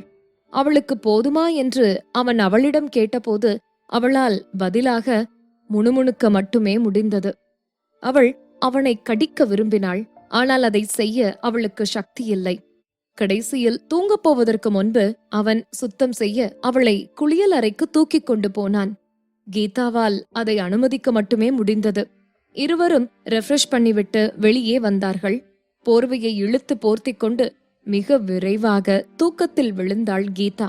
ஜன்னலுக்கு வெளியே இரவு வானம் இருட்டாக இருந்தது. டேனி அவனது செல்போன் திரையில் ஒரு பார்வை பார்த்துவிட்டு பிறகு தூங்கிக் கொண்டிருந்த கீதாவை பார்த்தான்.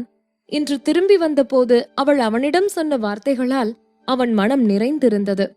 போர்வையை இழுத்து அவளுக்கு சரியாக போர்த்திவிட்ட பிறகு அவன் செல்போனை எடுத்துக்கொண்டு அறையை விட்டு வெளியேறினான். அவனது உதவியாளன் கார்த்திக் ஏற்கனவே வந்து வெளியே காத்திருந்தான். உங்களால தொடர்பு கொள்ள முடிஞ்சதா? அவன் நடந்து செல்லும் போது கேட்டான். அவனது உதவியாளன் வேகமாக பதில் சொன்னான். ஆமா, அவரை தொடர்பு கொள்ள முடிஞ்சது. அவனது உதவியாளர் சொல்லிக்கொண்டே டேனியின் கோட்டை அவனிடம் கொடுத்துவிட்டு பிறகு அவனை பின்தொடர்ந்து போனான். டேனி தனது கோட்டை அணிந்த பிறகு 2 அடிகள் முன்னால் நடந்தவன் திடீரென்று நின்று திரும்பி பார்த்தான். கீதா அவளுக்கு அடிபட்டதன் காரணமாக மறதி நோயால் பாதிக்கப்பட்டிருக்கிறாள். அவள் நினைவுகளை இழப்பதற்கு முன்பு அவளுக்கு மிகவும் பயங்கரமான ஏதோ ஒன்று நடந்திருக்க வேண்டும். அவள் தூங்கும் போதெல்லாம் தூக்கத்தில் ஏதேதோ பேசுகிறாள். சில நேரங்களில் அவள் கனவு கண்டு பயந்து போய் கூட எழுந்தரிப்பாள். இப்படி நடக்கும் ஒவ்வொரு முறையும் அவள் மீண்டும் தூங்க செல்வதற்கு முன்பு அவன் அவளை நீண்ட நேரம் கட்டிப்பிடித்து ஆறுதல் படுத்த வேண்டும் என்று அவள் விரும்புவாள். தூங்கிய பிறகும் கீதா பாதுகாப்பு இல்லாத ஒரு குழந்தையைப் போல அவனது சட்டையை பிடித்துக் கொள்வாள். அவளுடைய இந்த பழக்கத்தை பற்றி அவன் கண்டுபிடித்ததில் இருந்து இரவில் அவளை தனியாக தூங்க விடுவதை அவனால் தாங்க முடியவில்லை. ஏதோ ஒரு குழப்பமான ஒளி டேனியின் முகத்தை தாண்டியது. அவன் கீழே வந்ததும் ராஜுவுக்கு சில வேலைகளை சொல்வதற்காக ராஜுவை திரும்பி பார்த்தான். ராஜு, படுக்கை அறைக்கு வெளியில யாரையாச்சும் பாதுகாப்புக்காக நிக்க வைங்க. அவ எழுந்த உடனே எனக்கு ஒரு கால் பண்ணுங்க என்றான் ராஜுவிடம். சரிங்க சார். அவனது திடீர் உத்தரவால் ராஜு திடுக்கிட்டார். ஆனால் அவசரமாக தலையசைத்தார் அவர். இதை கவனித்த டேனி மாளிகையில் இருந்து அவன் உதவியாளனுடன் வெளியேறினான். அவன் காரில் ஏறியதும் குவிந்திருந்த அவனது அலுவலக வேலைகளை செய்ய அவனது லேப்டாப்பை வெளியே எடுத்தான். கொஞ்ச நேரத்திலேயே கடல் அலைகளின் சத்தத்தை காரின் ஜன்னலுக்கு வெளியில் இருந்து கேட்க முடிந்தது. கடல் அலைகள் அந்த இரவில் சத்தமாகவும் தெளிவாகவும் கரையில் வந்து வந்து மோதியது. கார் ஜன்னலுக்கு கீழே இறங்கிய போது ஈரமான கடல் காற்று டேனியின் முகத்தில் வீசியது. கடற்கரை அருகில் அவர்கள் போன இடத்திற்கு பக்கத்திலேயே ஒரு விலை உயர்ந்த ஸ்போர்ட்ஸ் கார் நின்றிருந்தது. காருக்கு வெளியே ஒரு நேர்த்தியான மற்றும் உயரமான உருவம் மென்மையான பார்வையோடு நின்றிருந்தது.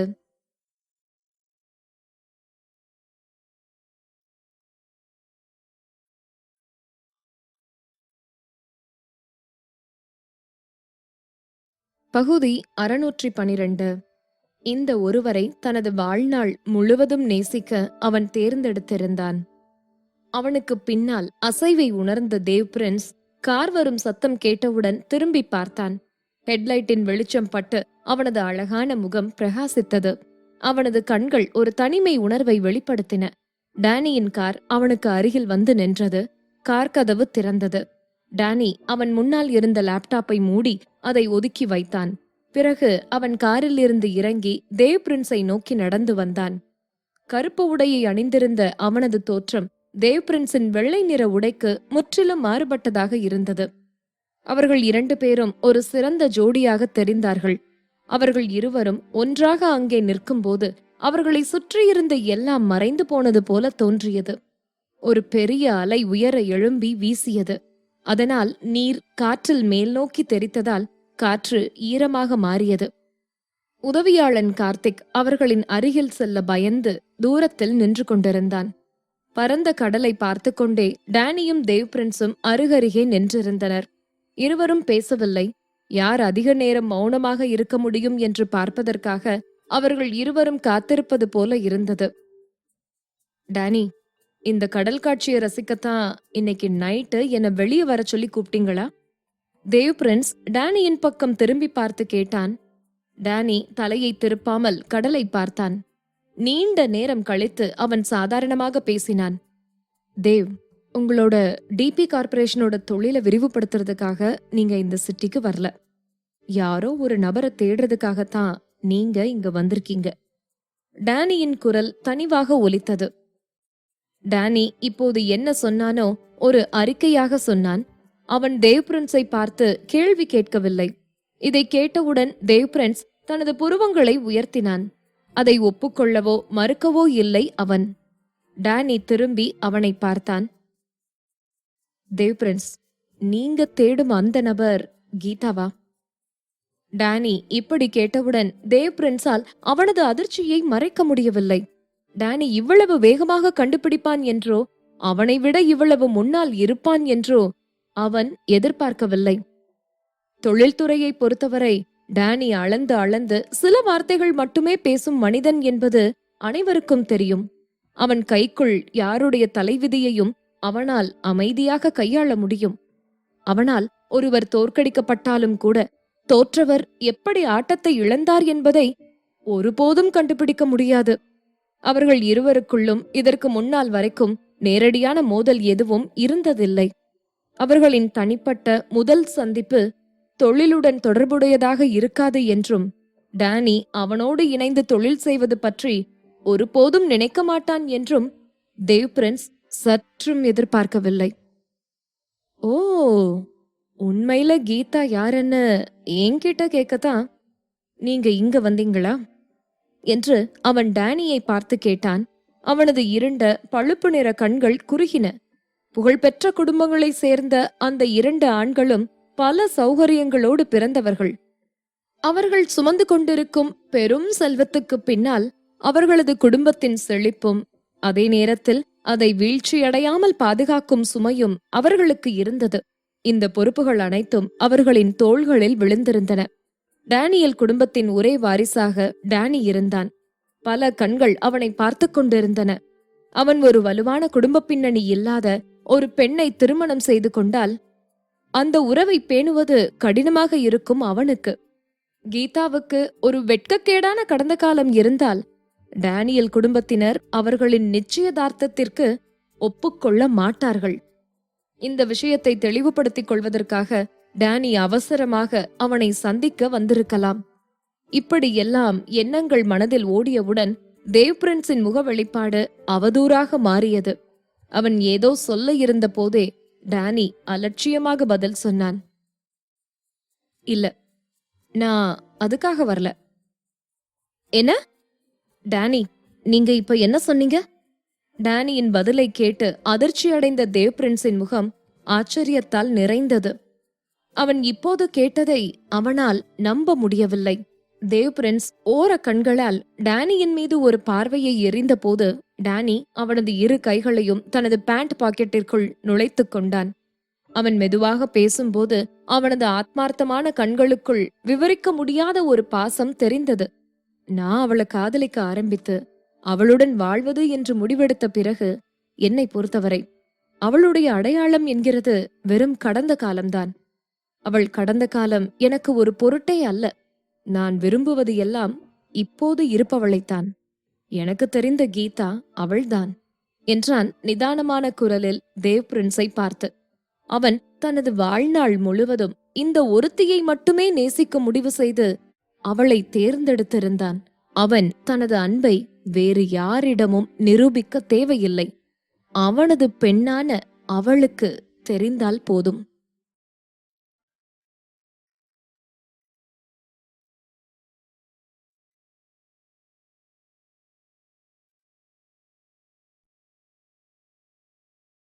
பகுதி 613.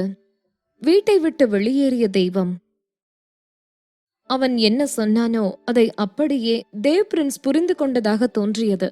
அவனது உடல் விறைத்தது. அவனது கண்களில் ஆச்சரியத்தின் ஒரு தோற்றம் எட்டி பார்த்தது. உடனே அவன் புருவங்களை லேசாக உயர்த்தி டேனியை பார்த்தான். சரி, அப்புறம் எதுக்காக நீங்க என்ன பார்க்கணும்னு விரும்புனீங்க? தேவ் பிரின்ஸ் ஆச்சரியம் மாறாமலேயே கேட்டான். நீங்க அடிக்கடி அவ முன்னால வந்து அவளை கவலைப்பட வச்சதாலதான் நான் உங்களை பார்க்க ஆசைப்பட்டேன். சொன்ன போது டேனியின் கண்கள் கருமையாகின. மனச்சோர்வு அடைந்த தோற்றத்துடன் கீதா அவனது அணைப்பிற்குள் சுருண்டு கொண்ட நேரங்களை பற்றி அவன் நினைத்து பார்த்தபோது அவன் உதடுகளை லேசாக திறந்தான். தேவ் பிரின்ஸ் அவளது கடந்த காலத்தை பற்றி உண்மையிலேயே அறிந்திருந்தானா அல்லது அவன் வேண்டுமென்றே விஷயங்களை மர்மமாக உணர செய்கிறானா என்பதை பற்றியெல்லாம் அவன் கவலைப்படவில்லை. அவன் வந்ததில் இருந்து கீதா அவளது கடந்த காலத்தை பற்றி குழப்பமடைய தொடங்கி இருந்தாள். டேனி, கடந்த காலத்துல அவ எப்படிப்பட்டவளா இருந்தான்னு தெரிஞ்சுக்கிறதுக்கு உங்களுக்கு ஆர்வம் இல்லையா? கடந்த காலத்துல அவ வேற யாரையாச்சும் விரும்பி இருக்கலாம்னு எப்பவாச்சும் உங்களுக்கு தோணலையா? இல்லன்னா அவ ஆழமா நேசிச்ச ஒருத்தர்? மெதுவாக சொல்லிவிட்டு தேவ் பிரின்ஸ் டேனியின் முகத்தையே உற்று பார்த்தான். அவன் டேனியின் பதிலுக்காக காத்திருந்தான். ஆனால் தேவ் பிரின்ஸ் அவனை எப்படி முறைத்து பார்த்தான் என்பதை பொருட்படுத்தாமல் டேனி அமைதியாக இருந்தான். அவனது வெளிப்பாட்டில் எந்த மாற்றமும் இல்லை. அவனது அழகான முகம் அமைதியாக இருந்தது. தேவ் பிரின்ஸ் பேசி முடித்த பிறகே டேனி அவனை நிமிர்ந்து பார்த்தான். அவளோட கடந்த காலத்துல என்னால அவளோட இருக்க முடியல. அது எனக்கு எப்பவுமே வருத்தம்தான். ஆனா நான் இனிமே அவளோட உயிரை பாதுகாப்பேன். தேவ் பிரின்ஸ், இது நீங்க தெரிஞ்சுக்க வேண்டிய ஒரே விஷயம்னு நான் நினைக்கிறேன். டேனி உறுதியாக சொன்னான். நீங்க இன்னைக்கு ஜெனியோட ஸ்கூலுக்கு வந்திருந்தப்ப அவகிட்ட உண்மைய சொல்ல உங்களுக்கு வாய்ப்பு கிடைச்சது. ஆனா நீங்க அதை செய்யல. அதனால உங்களோட இந்த நடவடிக்கைய வச்சு பாக்குறப்ப நீங்க எனக்கு போட்டியா வர நினைக்கிறீங்கன்னு எனக்கு புரியுது. இன்னைக்கு நைட் என்ன பார்க்க உங்களை வெளியே வர சொல்லி நான் கேட்டதுக்கு அதுதான் காரணம். தொடர்ந்து சொன்னான் டேனி. டேனி தேவ் பிரின்ஸின் அருகில் நகர்ந்து போய் நின்றான். தேவ் பிரின்ஸின் எல்லா வெளிப்பாடுகளையும் அவன் முழுவதுமாக கவனித்த போது அவனின் கண்கள் இருண்டன. என்ன மாதிரியே நீங்களும் அவளுடைய உணர்வுகள் பத்தி கவலைப்படுறீங்க. அப்படிப்பட்ட நிலையில அவளுக்கான நல்ல வாய்ப்புகள் குறிச்சு நீங்க தெளிவா இருக்கணும். அவன் பேச நினைத்ததையெல்லாம் பேசி முடித்தவுடன் தேவ் பிரின்ஸை தவிர்த்துவிட்டு அங்கிருந்து கிளம்ப தயாரானான் டேனி. அவன் ஒரு அடி எடுத்து வைத்த போது தேவ் பிரின்ஸ் கடுமையாக சிரிப்பது பின்னால் இருந்து கேட்டது. டேனி அப்படியே அவனது வழியில் நின்றான். திரும்பி தேவ் பிரின்ஸை பார்த்தான். டேனி அவனது பார்வையை சந்தித்த போது தேவ் பிரின்ஸின் சிரிப்பு மேலும் மேலும் வலுத்தது. அவனது மென்மையான கண்களில் பைத்தியத்தின் சாயலை காண முடிந்தது. டேனி, எல்லாருமே இங்க சுயநலவாதிங்க. இதயம் சம்பந்தப்பட்ட விஷயத்துல நான் ஒரு பண்புள்ளவனா இருக்கணும்னு என்கிட்ட கேட்க உங்களுக்கு என்ன உரிமை இருக்கு? நான் அவ மேல அக்கறை வச்சிருக்கேன்னு உங்களுக்கு தெரியுங்கிறதால இப்ப நான் இத சொல்றேன். மத்தவங்க அவளை நேசிப்பாங்கன்னோ அவளை பாதுகாப்பாங்கன்னோ எதிர்பார்க்கறதுக்கு பதிலா என்ன நேசிக்கும் பெண்ண நானே பாதுகாக்க விரும்புவேங்கிறத நீங்க தெரிஞ்சுக்கணும் என்றான் தேவ் பிரின்ஸ். தேவ், அவ உங்களை தேர்வு செய்ய மாட்டா. நீங்க அவளை ஏற்கனவே இழந்துட்டீங்க. டேனி கண்களை சுருக்கிக் கொண்டு குளிர்ச்சியாக பதில் சொன்னான். அவனது வெளிப்பாட்டில் இருந்து அவனை பார்க்கும்போது அவன் அமைதியாக இருப்பதாக தோன்றியது. ஆனால் அவனது கைகள் ஏற்கனவே அமைதியாக முஷ்டியை இறுக்கி மூடியிருந்தன. தேவ் பிரின்ஸ் சொன்னதை குறித்து டேனி கவலைப்படவில்லை என்பது உண்மை இல்லை. டேனி அவளது கடந்த காலத்தை தவறவிட்டு இருக்கிறான். அவள் கடந்த கால நினைவுகளை இழப்பதற்கு முன்னால் அவள் எந்த ஆணை அதிகம் கவனித்தாள் என்பது கூட அவனுக்கு தெரியாது.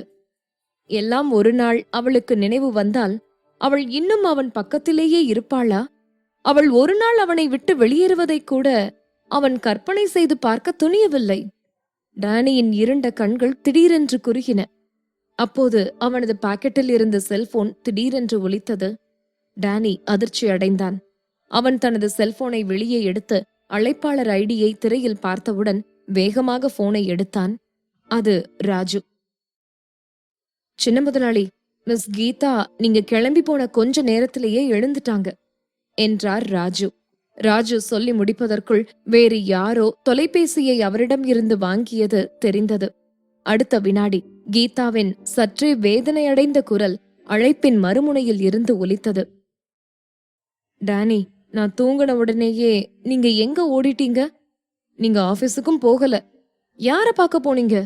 நீங்க இப்ப எனக்கு தெளிவான பதில சொல்லலன்னா இந்த தெய்வத்தோட படுக்கையில இன்னைக்கு நைட்டு தூங்கணுங்கிற கனவை மறந்துருங்க என்றாள் அவள் படபடப்பாக. சில வினாடிகள் காத்திருந்த பிறகும் கீதா அவனது பதில் குரல் கேட்காததால் அவள் திடீரென்று சுயநலத்துடன் அழ ஆரம்பித்தாள். நீங்க வெளியே யாராச்சும் ஒரு பொண்ண வச்சிருக்கீங்களா? நீங்க ரகசியமா என் முதுகுக்கு பின்னால அந்த பெண்ணை சந்திக்க போனீங்களா? டானி, நீங்க ஒரு முட்டாள். இதயமே இல்லாத ஒரு எலி நீங்க. நீங்க என்ன தடுக்காம இருக்கிறது நல்லது. நான் ஜெனியோட வீட்டை விட்டு வெளியே போக போறேன். கீதா தொடர்ந்து பேசினாள்.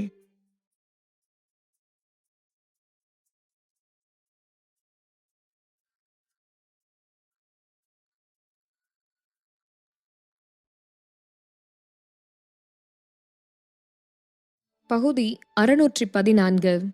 அவளுடைய நிகரற்ற கதாநாயகன்.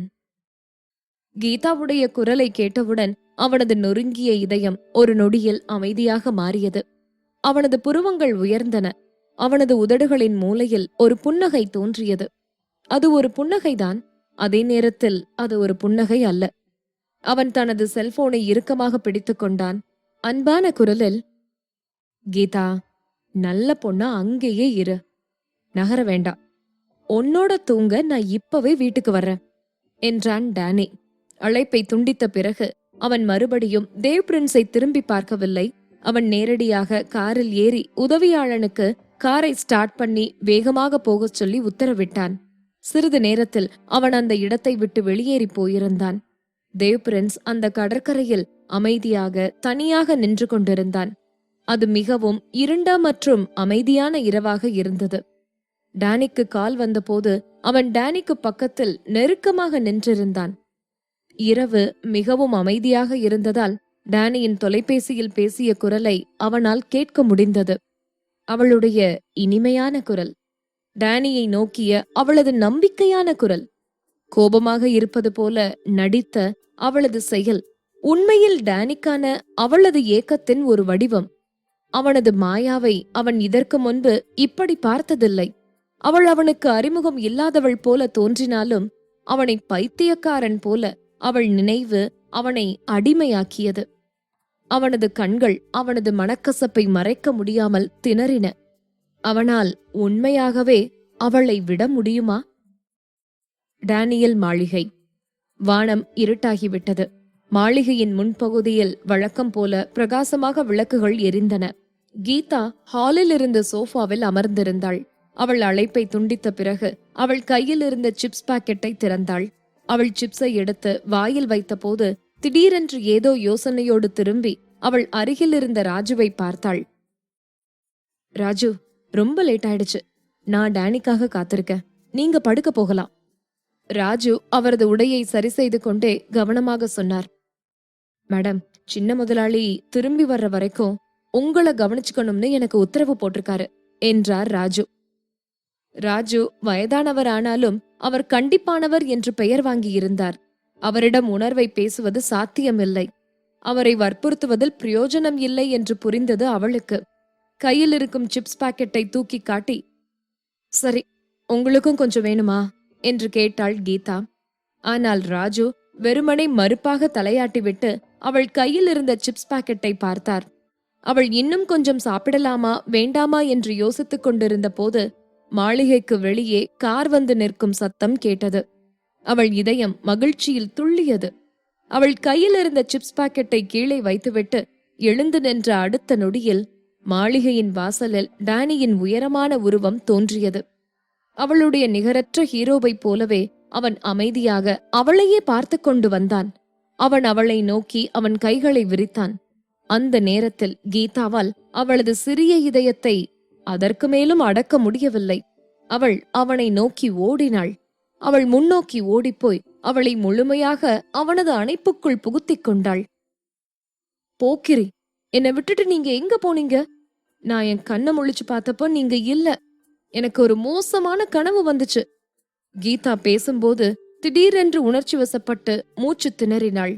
அவள் அப்படி விழிக்கும் போது எல்லாம் அவன் அவள் அருகில் இருப்பான். ஆனால் விதிவிலக்காக இன்று இருந்த அமைதியான சூழலை அவள் நினைவு கூர்ந்த போது இந்த முழு உலகிலும் அவள் மட்டுமே இருப்பது போல இருந்தது அவளுக்கு. அவள் மிகவும் பயந்து போய் அவன் கழுத்தை இறுக்கமாக அணைத்துக் கொண்டாள். ஒருவேளை பகலில் தேவ் பிரின்ஸ் சொன்ன விஷயங்கள் அவளுடைய நினைவுகளை தூண்டியிருக்கலாம். அவள் மீண்டும் அந்த பெரிய நெருப்பை கனவில் கண்டாள். கனவில் ஒரு பிசாசை போல எரிந்த அந்த நெருப்பு அவளுக்கு பிடித்த எல்லா மக்களையும் மூழ்கடித்தது, ஜெனி மற்றும் அவள் உட்பட. பின்னர் அவள் ஒரு பயத்தோடு எழுந்தாள்.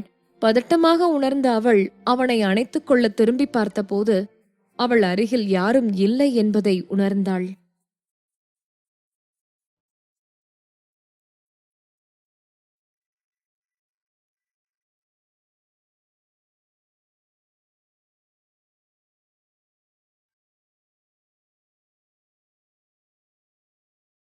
பகுதி 616.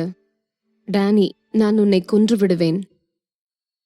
கீதா அவனை ஆச்சரியமாக பார்த்தாள். அவர்கள் குடும்பமாக வெளியே வந்திருக்கும் போது ஒரு புகைப்படம் எடுப்பவர் ஏன் அங்கே வந்தார்? கடைசியாக கண்ணீர் வழிய வழிய அவள் எப்படி அன்றைக்கு ஒரு நாள் அழுதாள் என்பது அவளுக்கு நினைவுக்கு வந்தது. கீதாவின் முகத்தில் ஒரு திகில் பரவியது. அவள் முட்டாள்தனமாக டானியை முறைத்து பார்த்தாள்.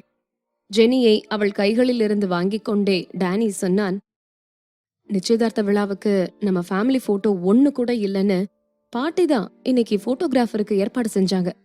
டானி விளக்கினான். அதிர்ச்சியடைந்த அவளின் முக வெளிப்பாட்டை பார்த்த அவன், ஏய் தெய்வமே, இப்ப நீ ஒரு பெண் பேய போலவே இருக்க. கடலுக்குள்ள இருந்து ஊர்ந்து வெளியே வந்து ஒரு பிசாசு மாதிரி இருக்க என்று டானி அவளை கிண்டல் செய்தான். கீதா திகைத்து போய் அவளது எரியும் மூக்கை வேகமாக கட்டுப்படுத்திக் கொண்டாள். பிறகு அவள் ஒரு நேர்த்தியான புன்னகையை முகத்தில் வரவழைத்துக் கொண்டு மெதுவாக அவனோடு நடந்தாள். ஜெனி அவளை ஒன்றாக அவளோடு ஓடிவரச் சொல்லி இழுத்த போதும் அவள் வேண்டாம் என்று தன் மகளை மறுத்தாள். ஜெனியின் ஷூக்களை கழற்றிவிட்டு அவளை வெறுங்கால்களுடன் ஓடவிட்டுவிட்டு கீதா தொடர்ந்து அழகாக நளினமாக நடந்து கொண்டாள். புகைப்படம் எடுப்பவர் அவள் இருக்கும் திசையில் பார்த்து கொண்டிருப்பதை கவனித்த அவள் திடீரென்று நின்று ஒரு பரந்த புன்னகையை ஒளிரச் செய்தாள். காற்று அவளுடைய தலைமுடியை பயங்கரமாக கலைத்தது. அவளின் அழகான தோற்றத்தை மாற்றியது. இங்கே எடுக்கப்படும் புகைப்படங்கள் நிச்சயமாக முழு மதிப்பெண்களை பெறும் அளவிற்கு நன்றாக இருக்கும். கீதா மனதிற்குள் நினைத்து மகிழ்ந்தாள். இந்த சுற்றில் நான் தான் வென்றேன் என்று நினைத்து கீதா இதயத்தில் சிரித்துக் கொண்டிருந்த போது அடுத்த நொடியில் கை நிறைய கடல் நீர் அவள் மேல் தெரித்து அவளை நனைத்தது. அவளது தலைமுடியின் முனைகளில் இருந்து ஈரம் சொட்ட சொட்ட அவளது நெற்றியில் கனமாக வந்து விழுந்தது. கடலின் உப்பு வாசனை உடனடியாக காற்றை நிரப்பியது. ஜெனியின் சிலிர்ப்பான குரல் அவள் காதுகளை அடைந்தது. டாடி, நீங்க ரொம்ப புத்திசாலி. நீங்க மம்மி மேல தண்ணிய தெறிக்க வச்சிட்டீங்க. ஜெனி உற்சாகத்தில் கத்தினாள். கீதா தனது ஈரமான முடியை மென்மையாக்கினாள். அவள் இருந்த நிலையை கண்டு மகிழ்ந்த டானியை முறைத்து பார்த்தாள். அவள் இதயம் ஆத்திரத்தால் நிரம்பியது. அவள் இவ்வளவு நேரமாக பராமரித்த ஒரு தெய்வத்தின் உருவம் இப்போது இல்லாமல் போய்விட்டது. அவளுக்குள் நரம்புகள் முறுக்கேறியது. டானி, அங்க வந்தேனா நான் உங்களை கொன்னுடுவேன், கீதா கத்தினாள். அவளது ஜாக்கெட்டை கழற்றி எறிந்துவிட்டு அவள் செருப்புகளை உதைத்து எறிந்துவிட்டு தண்ணீரில் நின்று கொண்டிருந்த அந்த மனிதனை நோக்கி நடந்தாள் கீதா. கீழே குனிந்து கை நிறைய கடல் நீரை அள்ளி மீண்டும் மீண்டும் அவனை நோக்கி வீசிக்கொண்டே இருந்தாள். டானி கீழே குனிந்து தப்பிக்க முயன்றான். அவன் எவ்வளவு குனிகிறானோ அவள் அவ்வளவு அதிகமாக தண்ணீரை வாரி வாரி அவன் மேலே ஊற்றினாள். அவன் அவளிடம் இருந்து தப்பித்துக் கொண்டே இருந்தான். ஒவ்வொரு முறையும் அவன் தப்பித்துக் கொண்டே இருப்பதை கவனித்த பிறகு திடீரென்று ஒரு மெல்லிய ஒளி அவள் கண்களில் வந்து போனது. உடனே கீதா திடீரென்று பாட்டி என்று கூப்பிட்டாள். டானி அவனையும் அறியாமல் அவள் அழைத்த திசையில் திரும்பி பார்த்தான். அடுத்த வினாடி ஒரு கை நிறைய கடல் நீர் அவனது அழகிய முகத்தில் தெரித்தது. கீதா அவளது வயிற்றை பிடித்துக் கொண்டு சத்தமாக சிரித்தாள். அடுத்த நொடி ஒரு கை நிறைய கடல் நீர் அவள் முகத்தில் மீண்டும் தெரித்தது. மிகுந்த மகிழ்ச்சி துக்கத்தை உண்டாக்குகிறது. ஜெனியோடு சேர்ந்து அவர்கள் மூவரும் சிறிய குழந்தைகளாக மாறிவிட்டது போல தெரிந்தது. இது குளிர்காலம் என்பதை மறந்துவிட்டு அந்த 3 பேர் கொண்ட குடும்பம் ஒருவரை ஒருவர் விரட்டி விரட்டி தண்ணீரை தெளித்து விளையாடிக் கொண்டிருந்தனர். பிறகு கீதா ஜெனியை அவளது கைகளில் பிடித்துக் கொண்டு டானியின் கைகளில் சரிந்தாள். ஒன்றாக அவர்கள் கடற்கரையில் படுத்துக் கொண்டார்கள். ஜெனி சூரியனுக்கு கீழே கீதாவின் மார்பில் படுத்து தூங்கினாள். அவளது பூப்பந்து போன்ற சிறிய உடல் ஒரு பந்தை போல சுருண்டிருந்ததை பார்த்தபோது ஒரு வெள்ளெலியை போல இருந்தது. டானி, என் தெய்வம் போன்ற உருவம் உங்களால முழுசா இப்ப மாறி போச்சு. கீதா அவளது சிக்கலான தலைமுடியை கட்டியபடி பக்கத்தில் நின்று கொண்டிருந்த புகைப்படம் எடுப்பவரை திரும்பி பார்த்தாள். இறுதியாக ஒரு மிக முக்கியமான கேள்வி அவளுக்கு நினைவுக்கு வந்தது. டானி தனது தண்ணீரில் ஊறி ஈரமான வெள்ளை சட்டையை கழற்றிவிட்டு ஒரு தடிமனான லெதர் ஜாக்கெட்டை மட்டும் அணிந்திருந்தான். கீதா அவனது அழகான மார்பில் சாய்ந்து கொண்டு அவளது நனைந்த நிலையை பற்றி கவலையாக பேசிய போது டானியின் உதடுகள் புன்னகையால் சுருண்டன. பிறகு அவன் அவள் கன்னத்தில் ஒரு முத்தம் கொடுத்தான். என் பார்வையில நீ எப்படி இருந்தாலும் அழகாதான் தெரியுற என்றான் டானி. கீதா அவனை முறைத்தாள். அவன் உதட்டில் தேன் பூசி இருக்கிறானா? அவன் வார்த்தைகளை நம்பினால் அவள் ஒரு முட்டாள்.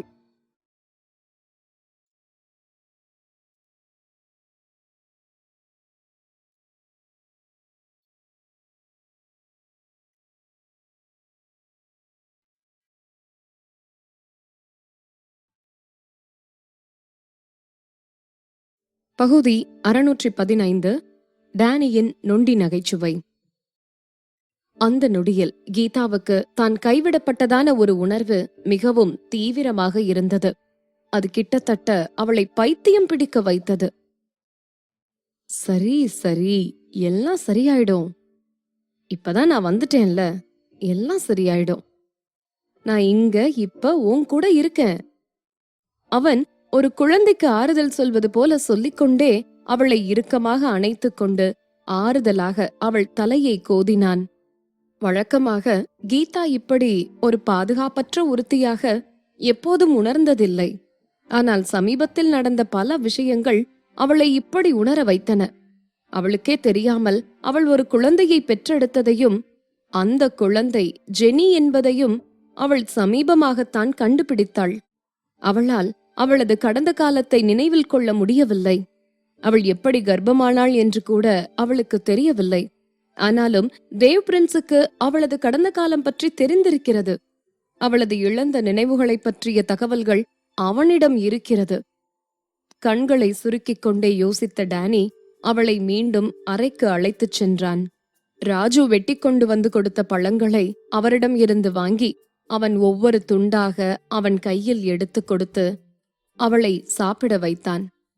அதன் பிறகும் அவளால் இன்னும் தூங்க முடியவில்லை என்று கீதா சினுங்கிய போது எழுந்து அவனுடன் சிறிது வாக்கிங் வரச் சொல்லி அவளை வற்புறுத்தி அழைத்து கொண்டு போய் சிறிது நடக்க வைத்தான் டானி. இறுதியில் கீதா மனம் அமைதியாகி அவளையும் அறியாமல் ஆழ்ந்த தூக்கத்தில் விழுந்தாள். அவள் தூங்குவதற்கு முன்னால் தூக்க கலக்கத்தோடு சொன்னாள், டானி, ஜெனிய விளையாடுறதுக்காக வெளியே எங்கேயாச்சும் கூட்டிட்டு போலாம். நாம 3 பேர் மட்டும் எங்கேயாச்சும் போலாம். சரி, போலாம். இப்ப நீ தூங்கு, நான் எங்க போறதுன்னு யோசிச்சு ஏற்பாடு செய்றேன் என்று அவளுக்கு உறுதியளித்தான் டானி. சொல்லிவிட்டு தலையை தாழ்த்தி அவள் புருவங்களுக்கு இடையில் மென்மையாக ஒரு முத்தம் கொடுத்தான் டானி. அவளது சுருங்கிய புருவங்கள் தளர்வதை பார்த்தவுடன் அவன் பார்வை இன்னும் மென்மையாக மாறியது. ஒரு இரவு நன்றாக தூங்கி எழுந்த பிறகு கீதாவுக்கு முந்தைய நாள் இரவு அவள் செய்தது எதுவுமே நினைவில் இல்லை. அவள் வலிக்கும் இடுப்பை பிடித்துக்கொண்டு தன் உடல் முழுவதும் யாரோ கிழித்து போட்டதைப் போல வலியை உணர்ந்தாள். அவள் உடலின் ஒவ்வொரு பாகமும் வலித்தது. அவன் அவளுக்கு ஒரு பரிசாக அவனையே வழங்கும் போது அவன் அழகான ஒரு விஷயம் போல அவளிடம் பேசினான். ஆனால் கடைசியில் நேற்றிரவு அவன் அவளை என்ன செய்தான்? தனது உடைகளை அணிந்து கொண்டு கீதா மாடியில் இருந்து கீழே வந்தபோது டானி ஹாலில் ஜெனியை அவனது கைகளில் வைத்துக்கொண்டு ராஜுவிடம் பேசிக்கொண்டிருப்பதை பார்த்தாள். அவள் கீழே வருவதை பார்த்தவுடன் அவன் அவளை நோக்கி சைகை காட்டினான். அவனது கைகளில் இருந்த குட்டி பூப்பந்து ஜெனி உடனடியாக சந்தோஷத்தில் கத்தினாள். சோஃபாவில் இருந்து சறுக்கிக் கொண்டு இறங்கி கீதாவை நோக்கி ஓடிச் சென்று அவள் கைகளில் குதித்தாள் ஜெனி. மம்மி, டாடி நம்மள விளையாட வெளியே கூட்டிட்டு போறேன்னு சொன்னாரு. ஜெனி மகிழ்ச்சியாக சொன்னாள். அவள் அவனிடம் வெளியில் அழைத்து போக சொன்னதாக லேசாக நினைவில் இருந்தது. ஆனால் அது உண்மையா இல்லை கனவா என்று அவளால் கண்டுபிடிக்க முடியவில்லை. இப்போது ஜெனி சொன்னதை கேட்டவுடன் சிறிது திகைப்பாக இருந்தது அவளுக்கு. ஆமா, நீ சொன்னது சரிதான். நாம 3 பேரும் ஒரு குடும்பமா வெளியே போனா நல்லா இருக்கும்னு எனக்கும் தோணுச்சு, டேனி சொன்னான். அவளது கண்களில் தெரிந்த கலக்கத்தை கண்டபோது டேனி சிரித்தான். பிறகு அவன் சோஃபாவில் இருந்து எழுந்து கொண்டே, கீதா, நீ ஏன் இன்னும் இங்கேயே நின்னுட்டு இருக்க? போய் ட்ரெஸ் மாத்திட்டு வா, நாம வெளியில போகலாம் என்றான் டேனி. என்ன நடக்கிறது என்பதை கண்டுபிடிப்பதற்கு முன்பே கீதா அவனால் மாடிக்கு அழைத்து வரப்பட்டு உடைகளை மாற்றிக்கொண்டு பிறகு கீழே இழுத்துச் செல்லப்பட்டாள். அவள் காரில் ஏறிய பிறகுதான் அவள் மீண்டும் சுயநினைவுக்கு வந்தாள். டேனியை இன்னும் கண்களில் ஆச்சரியம் மாறாமல் பார்த்து கொண்டே அவள் பேசினாள். டேனி, நாம எங்காச்சும் குடும்பமா வெளியில போனா நல்லா இருக்கும்னு நினைச்சேன். அதான் உங்ககிட்ட சொன்னேன். ஆனா நாம இன்னைக்கு வெளியில போக பிளான் பண்ணாலும் என்னால இன்னைக்கு உங்க கூட வர முடியாது. இன்னைக்கு எனக்கு மக்கள் தொடர்பு துறை மீட்டிங் இருக்கு. நான் உனக்கு லீவ் சொல்லிட்டேன் என்று டேனி குறுக்கிட்டு சொன்னான். கீதா கண்களை இன்னும் அகலமாக விரித்தாள். லீவா? ஆமா, நான் உனக்கு உடம்பு சரியில்லைன்னு லீவுக்கு லெட்டர் அனுப்பிட்டேன். அவன் அந்த வார்த்தைகளை சொல்லிவிட்டு, கீதா, இல்லைன்னா ஒருவேளை நீ கல்யாண விடுமுறை எடுக்க விரும்புறியா என்று சிரித்துக்கொண்டே கிண்டல் செய்தான் டேனி. கீதா முழித்தாள். விட்டால் இவன் கல்யாணம் என்று சொல்லி விடுமுறைக்கு உண்மையிலேயே விண்ணப்பம் அனுப்பி விடுவானோ என்று பயந்த கீதா பேசாமல் அமைதியானாள். நீண்ட நேரம் கழித்துதான் டேனி அவர்களை எங்கே அழைத்துக் கொண்டு போகிறான் என்று அவள் கேட்கவே இல்லை என்று திடீரென்று அவளுக்கு நினைவு வந்தது. அவள் நினைத்துக் கொண்டிருக்கும் போதே காருக்கு வெளியே இருந்து கடல் அலைகளின் சத்தம் அவள் கேள்விக்கு பதில் அளித்தது. ஜெனி தங்க கடற்கரையையும் உருளும் கடல் அலைகளையும் பார்த்தபோது உடனே உற்சாகத்தால் நிரம்பினாள். அவளது குட்டி கைகளை கார் ஜன்னலில் வைத்துக்கொண்டு அவள் வெளியே வேடிக்கை பார்த்து கொண்டே வந்தாள். கார் கடற்கரையின் பார்க்கிங் பகுதியில் வந்து நின்றவுடன் கீதா விரைவாக அவளை தன் கைகளில் தூக்கிக் கொண்டு காரில் இருந்து இறங்கி வெளியே வந்தாள். கண் முன்னால் தெரிந்த பரந்த கடலின் தோற்றமும் சில்லென்று உடலை வருடிய கடல் காற்றும் பார்ப்பவரின் கவலைகள் அனைத்தையும் விரட்டிவிடும் என்று தோன்றியது. கீதா ஏதோ ஒரு திகைப்பில் சிக்கிக் கொண்டது போல உணர்ந்தாள். அவள் கண்களில் இருந்து கண்ணீர் வழிவதற்கு முன்னால் அவளுக்கு பின்னால் நின்றிருந்த டேனி, கீதா, இன்னைக்கு ஒரு கேமராமேனும் நம்ம கூட இருக்காரு. டேனி அவளுக்கு நினைவுபடுத்தினான்.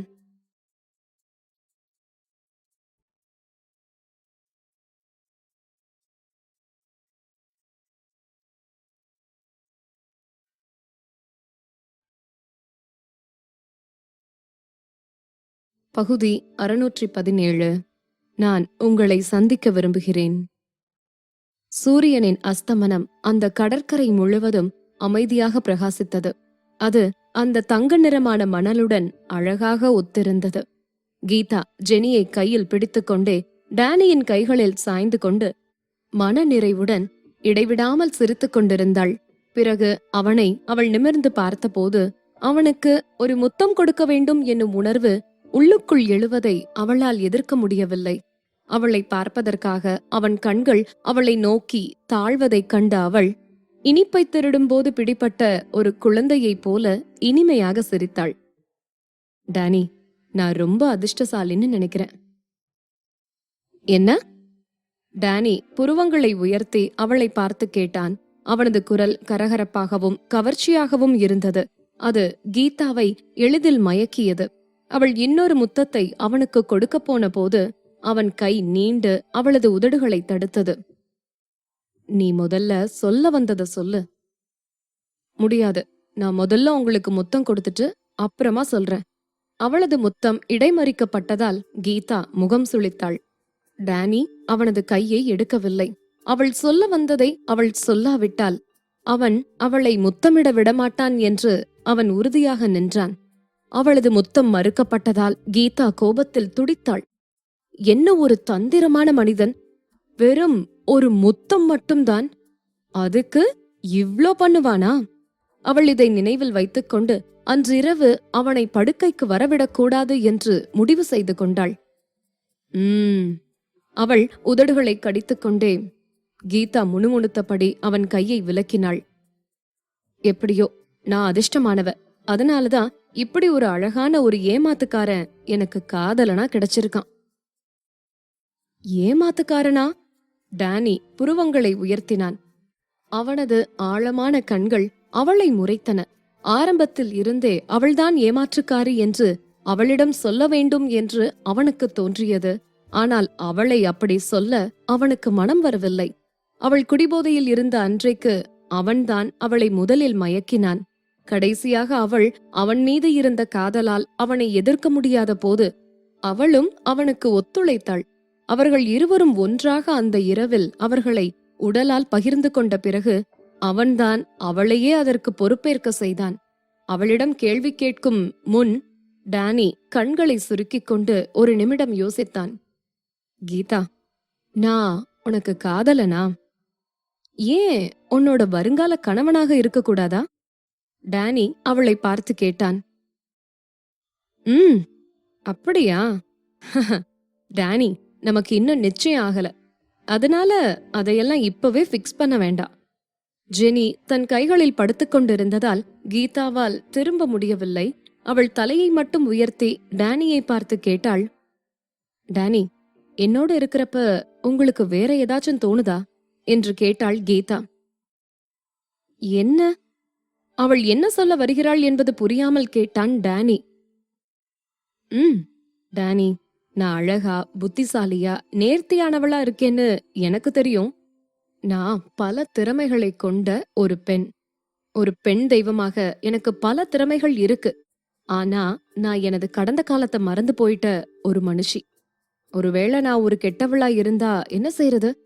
இல்லனா இதுக்கு முன்னால நான் ஏதாச்சும் தீமையான எதையாச்சும் கூட செஞ்சிருக்கலாம். அதெல்லாம் ஒரு நாள் தெரிய வந்தா உங்க குடும்பத்துல இருக்கிறவங்க என்ன பத்தி என்ன நினைப்பாங்க? திடீரென்று அவன் உதடுகள் அவளது உதடுகளை அழுத்தி மூடியது. அவள் சொல்ல விரும்பிய எல்லா வார்த்தைகளும் அவள் வாயிலேயே அடைத்து வைத்தன அவன் உதடுகள். முத்தத்தின் முடிவில் அவர்கள் இருவரும் தங்கள் மூச்சை பிடிக்க வேண்டியிருந்தது. இப்போது அவனது முத்தத்தால் மயக்கமடைந்த அவள் அவனது கைகளில் சரிந்தாள். அவள் கொஞ்சம் முன்னால் சொல்ல விரும்பிய எல்லாவற்றையும் அவள் மறந்துவிட்டாள். அதற்கு பதிலாக, கீதா, நான் கற்பனையான உன்னோட கேள்விகளுக்கு பதில் சொல்ல விரும்பல. அவன் ஒவ்வொரு வார்த்தையையும் தெளிவாகவும் மெதுவாகவும் சொன்னான். அவனது வசீகரமான குரல் அவள் காதுகளுக்குள் மென்மையாக ஒலித்தது. அது உண்மையாக இருந்தால் என்ன செய்வது? அவன் அவளை கைவிட்டு விடுவானா?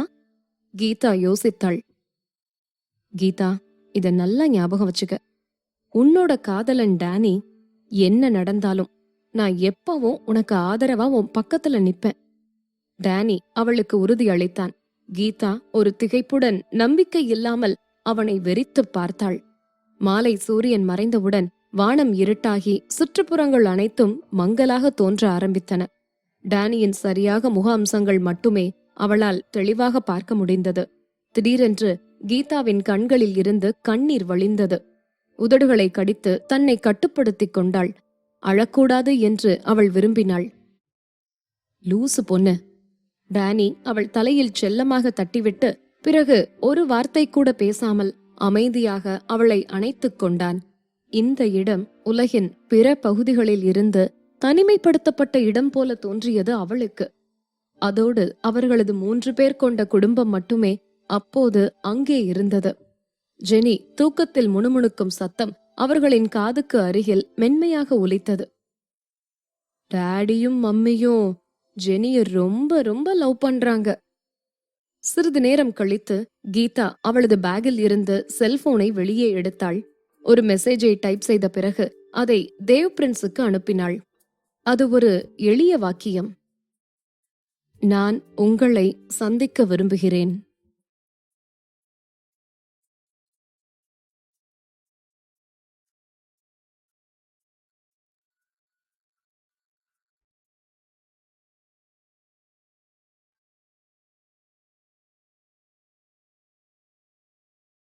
பகுதி 618. பயத்தில் கையில் இருந்த ஸ்பூன் கீழே விழுந்தது. அது நகரின் மையத்தில் அமைந்துள்ள ஒரு நேர்த்தியான ஹோட்டல். கீதா வாசலை தாண்டி உள்ளே செல்லும் போது அவளது பேக்கை இறுக்கி பிடித்துக் கொண்டாள்.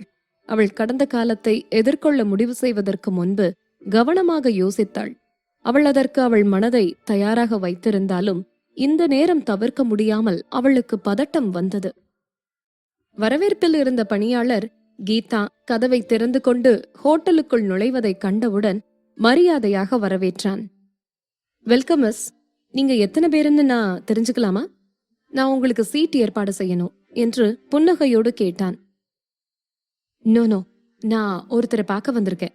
அவர் ஏற்கனவே எங்களுக்கு ரிசர்வ் பண்ணியிருக்காரு சொல்லிவிட்டு கீதா சுற்றும் முற்றும் தேடிய போது மூலையில் இருந்த ஒரு மேஜையில் அமைதியாக அமர்ந்திருந்த தேவ் பிரின்ஸை பார்த்தாள் கீதா. அவன் தனது வழக்கமான பிசினஸ் உடை எதுவும் அணிந்து வரவில்லை.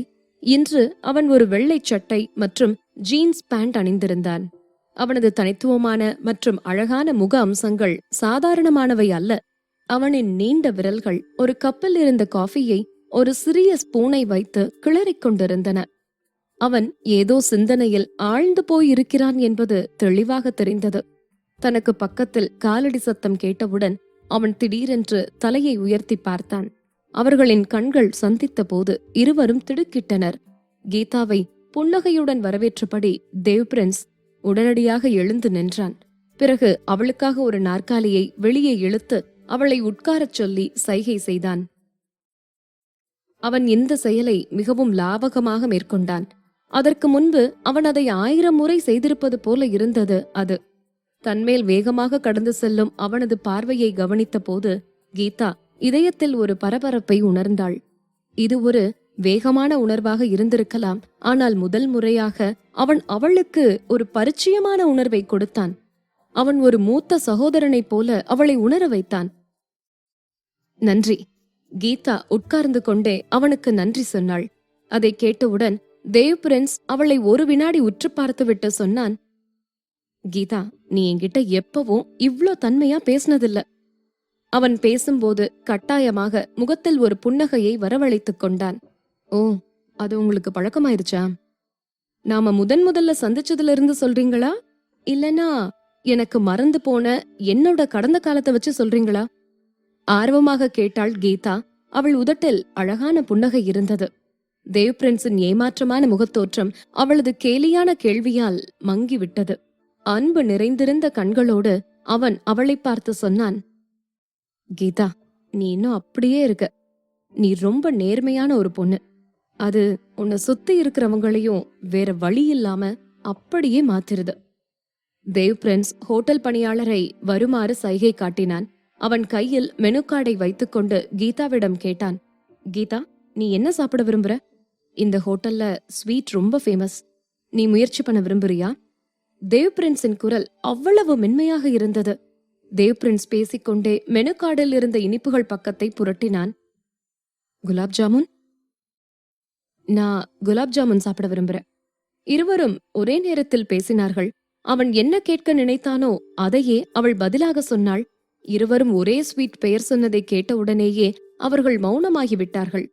பணியாளர் அவர்கள் சொன்ன ஆர்டர்களை குறித்துக் கொண்டு கேட்டார், சார், வேற ஏதாச்சும் இன்னும் ஆர்டர் பண்ண விரும்புறீங்களா? முதலில் தனது இயல்புக்கு திரும்பி வந்த கீதா, எனக்கு ஸ்ட்ராங்கா சர்க்கரை கம்மியா போட்டு ஒரு காஃபி என்று சிரித்துக்கொண்டே சொன்னாள். பணியாளர் அவர்களின் ஆர்டரை எடுத்துக்கொண்டு மிக வேகமாக அங்கிருந்து நகர்ந்தார். ஹோட்டலின் மூலையில் இருந்த அந்த மேஜையில் அவர்கள் இருவர் மட்டுமே இருந்தனர். கொஞ்ச நேரத்திற்கு பிறகு அவர்களுக்கு இடையேயான மனநிலை சற்று விசித்திரமாக மாறியது. கீதா சில முறை பேச்சை தொடங்க முயன்றாள். ஆனால் என்ன சொல்வது என்று அவளுக்கு தெரியவில்லை. ஹோட்டல் பணியாளர் காஃபி மற்றும் இனிப்புடன் திரும்பி வந்தபோது கீதா ஒரு ஸ்பூனை எடுத்து அவளது ஸ்வீட்டை சாப்பிட ஆரம்பித்தாள். இனிமையான மற்றும் பழக்கமான அந்த சுவை அவள் வாயில் பரவியது.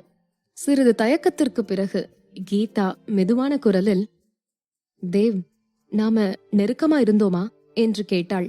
அவள் இந்த கேள்வியை கேட்டபோது தேவ் பிரின்ஸ் அவனது காஃபியை குடித்துக் கொண்டிருந்தான்.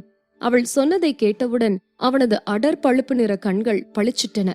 கையில் இருந்த காஃபி கோப்பையை கீழே வைத்துவிட்டு, நீ என்னோட குழந்தை பருவத்து டார்லிங்கா இருந்த கீதா.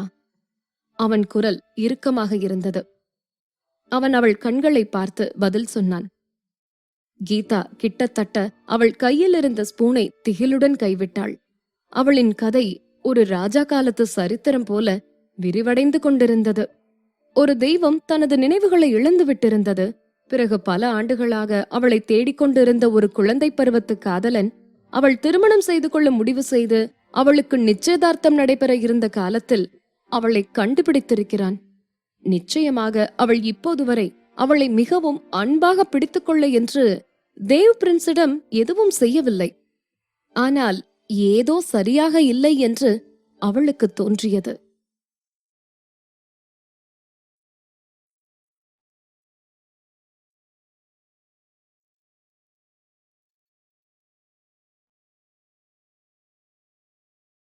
பகுதி 619. ஒருவர் ஒரு நம்பிக்கையை பிடித்துக்கொண்டு காத்திருக்கும் வரை அவருடைய விருப்பம் நிறைவேறும் நாள் வரும். அவள் நினைவுகளை இழப்பதற்கு முன்பு அவள் உண்மையாகவே தேவ் பிரின்ஸை காதலித்திருந்தால் அவள் அவனை அவளது ஆணாக மாறும்படி நிச்சயம் கட்டாயப்படுத்தி இருக்க வேண்டும். ஒருவேளை அவள் அப்படி தேவ் பிரின்ஸை காதலித்திருந்தால் அவளுக்கு எப்படி டேனியுடன் இணைந்து ஒரு குழந்தை பிறந்திருக்கும்? இல்லை இல்லை, இதில் ஏதோ தவறு ஏற்பட்டிருக்கிறது. தேவ், நாம குழந்தை பருவ காதலர்கள்னு நீங்க சொல்றீங்க. அப்படின்னா? கீதா கவனமாக யோசித்து பேச முயன்ற போதும் அவள் வார்த்தைகள் வெளியில் வராமல் தடுமாறினாள். கீதா, அப்பெல்லாம் என்ன நீ தேவ் மாமான்னு தான் கூப்பிடுவ. நீ விருப்பப்பட்டு ஒட்டி கொண்டு பின்னாலேயே சுத்தின ஒரே ஆளு நான் தான். தேவ் அவளுக்கு பதில் அளித்தான். கடந்த கால நினைவுகளை மனதிற்குள் அசை போட்ட போது அவன் சிரித்தான். கீதாவுக்கு பயத்தில் உடல் சிலிர்க்க ஆரம்பித்தது. அவர்களுக்கு இடையில் என்ன நடந்திருக்கும் என்ற யோசனையில் அவள் இதயம் வெடித்துக் கொண்டு இருந்த போதே தேவ் பிரின்ஸ் தொடர்ந்தான். நான் எப்பவும் உன்னை என்னோட குட்டி தேவதை போல நடத்தினேன். நீ திடீர்னு காணாம போனப்ப நான் உன்னை நினைச்சு ரொம்ப கவலைப்பட்டேன். அப்ப இருந்து எப்பவும் நான் உன்னை தேடிக்கிட்டே இருந்தேன். தேவதை? கீதா கொஞ்சம் நெகிழ்ந்தாள். அவள் ஆச்சரியப்பட வேண்டுமா அல்லது அதிர்ச்சியடைய வேண்டுமா என்று அவளுக்கு தெரியவில்லை. அவள் பேசும்போது அவளை அறியாமல் அழத் தொடங்கினாள். அவர்களை சுற்றி உள்ளவர்கள் பயந்து போவார்களோ என்று அவள் பேசும்போது அவளை அறியாமல் அழத் தொடங்கினால் அவளை சுற்றியுள்ளவர்கள் பயந்து போவார்களோ என்று அவள் கவலைப்பட்டாள். அவள் தேவ் பிரின்ஸை கைவிட்டு விட்டாள் என்று அவள் நினைத்தாள். அதனால்தான் அவன் அவளை தேடுவதில் குறியாக இருந்தான். அவன் அவர்களை குழந்தை பருவ காதலர்கள் என்று சொல்லி இருக்க கூடாது. அவள் பலவீனமான இதயம் கொண்டவள் என்பதால் அவளது புத்திசாலித்தனத்தையும் மீறி அவள் பயந்திருக்க வேண்டும். அவன் சொன்ன அந்த வார்த்தைகளை மட்டும் டேனி கேட்டிருந்தால் அவன் பொறாமையில் பச்சை நிறமாக மாறியிருப்பான். பயமாக இருந்தது கீதாவுக்கு. இந்த எண்ணங்கள் அனைத்தும் அவள் தலைக்குள் ஓடிக்கொண்டிருந்த போது எதிரே இருந்த தேவ் பிரின்ஸின் முகம் நம்ப இயலாமல் அவளை பார்ப்பதை அவள் கவனிக்கவில்லை. அவன் அவளை ஒரு தேவதை என்று சொன்னதை கேட்டு கீதா ஒரு பெருமூச்சு விட்டாள். திடீரென்று ஒரு எண்ணம் அவளை தாக்கியது. அவள் தலையை தூக்கி தேவ் பிரின்ஸை பார்த்தாள்.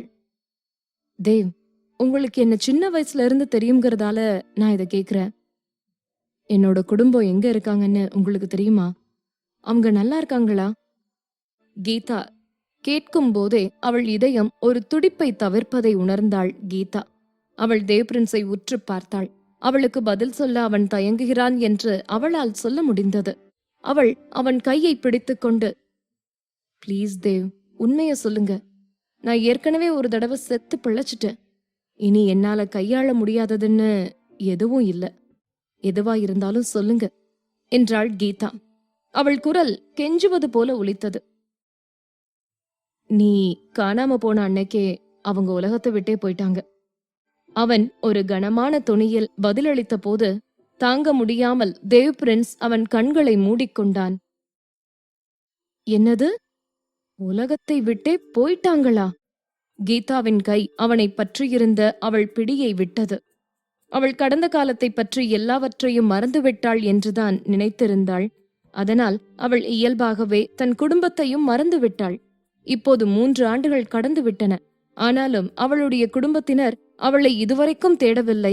ஆனாலும் கூட அவர்கள் யாரும் உயிருடன் இருக்க மாட்டார்கள் என்று அவள் சந்தேகம் கூட படவில்லை. ஆனால் அவளது குடும்பம் யாரும் இந்த உலகிலேயே இல்லை என்று உறுதிப்படுத்தும் அவனது சொற்களை கேட்பது அவளுக்குள் இதயத்தை உடைக்கும் ஒரு வலியை ஏற்படுத்தியது. அது மிகவும் தீவிரமாக இருந்தது. அவளால் மூச்சுவிட முடியவில்லை. எனது குடும்பம் எப்படி இறந்தது? அவர்கள்... கீதா, அதெல்லாம் கடந்த காலத்தோட முடிஞ்சு போன ஒண்ணு. அப்பவே எல்லாம் முடிஞ்சிடுச்சு. அத பத்தி பேசுறதும் அந்த நினைவுகளை மீட்டெடுக்க நினைக்கிறதும் அர்த்தம் இல்லாத ஒண்ணு. அதோட அது உனக்கு அதிகமான மனவேதனைய கொடுக்கும். தேவ் பிரின்ஸ் குறுக்கிட்டு சொன்னான். கீதா அதிர்ச்சியில் தலையை உயர்த்துவதை பார்த்தவுடன் அவனது இருண்ட பழுப்பு நிற கண்கள் ஒரு முடிவுக்கு வந்தன. அவன் சற்று தணிந்த குரலில் மென்மையாக பேசினான். அவனது வார்த்தைகள் அவன் வாயிலிருந்து நிதானமாக வெளிவந்தன. கீதா, காலம் உனக்கு எல்லாத்தையும் ஒருவேளை மறக்க வைக்கலாம். அதனால உன்னோட வலிய நீ கொஞ்சம் கொஞ்சமா மறந்துடலாம். இப்ப எல்லாத்தையும் புதுசா தொடங்குறது மூலமா நீ ஒரு சந்தோஷமான வாழ்க்கைய வாழ்றத பார்த்து நான் மட்டும் இல்ல, உன்னோட குடும்பத்தினர் கூட மகிழ்ச்சி அடைவாங்க. நீ அவங்க மேல எல்லாம் உண்மையாவே அக்கறை வச்சிருந்தீன்னா நீ தொடர்ந்து உன்னோட வாழ்க்கைய இப்ப மாதிரியே எப்பவும் மகிழ்ச்சியா வாழணும். நான் சொல்றது உனக்கு புரிஞ்சுதா?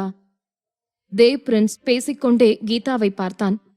அவனது அமைதியான முகத்தை வைத்து அவன் உள்ளுக்குள் எவ்வளவு போராடுகிறான் என்பதை யாராலும் யூகிக்க இயலாது. அவனது கைகள் இறுக்கமாக மூடிக்கொண்டன. அவனால் மறக்க முடியாத இந்த பெண் இனி ஒருபோதும் அவனுடையவள் அல்ல.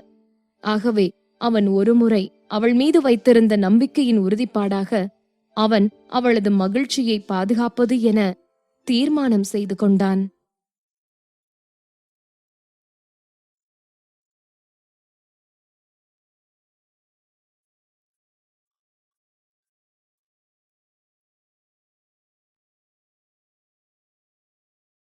பகுதி 620.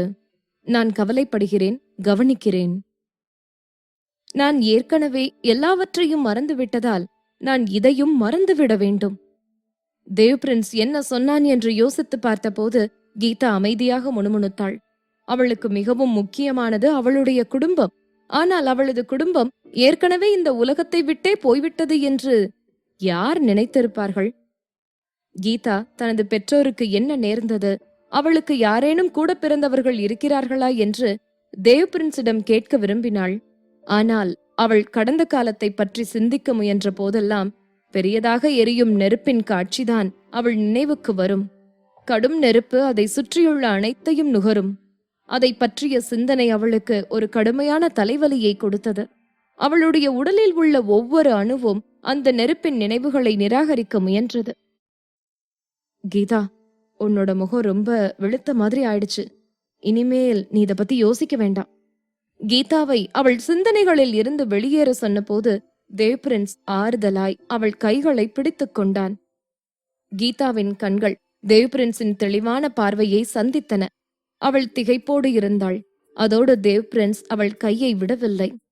பிறகு அவன் அவனது தொனியை மென்மையாக்கிக் கொண்டு, கீதா, நீ என்ன நம்புனா நான் சொல்றத கவனமா கேளு. உன்னோட வாழ்க்கைய நீ இப்ப எப்படி இருக்கியோ அப்படியே வாழு. நீ உன்னோட கடந்த காலத்தை மறந்துட்டேனா உன்னோட நினைவுகள்ல இருக்கிற அளவுக்கு அதுக்கு மதிப்பு இல்லைன்னு நீ நினைச்சுக்க. தேவ் பிரின்ஸ் திடீரென்று இடையில் நிறுத்தினான். அவனது கண்களில் தயக்க உணர்வு இருந்தது. ஆனால் அவன் மிக விரைவாக அந்த உணர்ச்சியை மறைத்து தொடர்ந்து கூலாக பேசினான். நீ நல்லா இருக்கியா, சந்தோஷமா வாழ்றியான்னு பார்க்க மட்டும்தான் நான் உன்னை இவ்ளோ நாளா தேடினேன். இப்ப நீ ரொம்பவே சந்தோஷமா இருக்கிறத பார்த்து நான் நிம்மதியா உணர்றேன். தேவ் பிரின்ஸ் சொல்லி முடித்தான். கீதா, இனிமேல் நான் உனக்கு ஒரு நல்ல சகோதரன் ஸ்தானத்துல இருப்பேன்.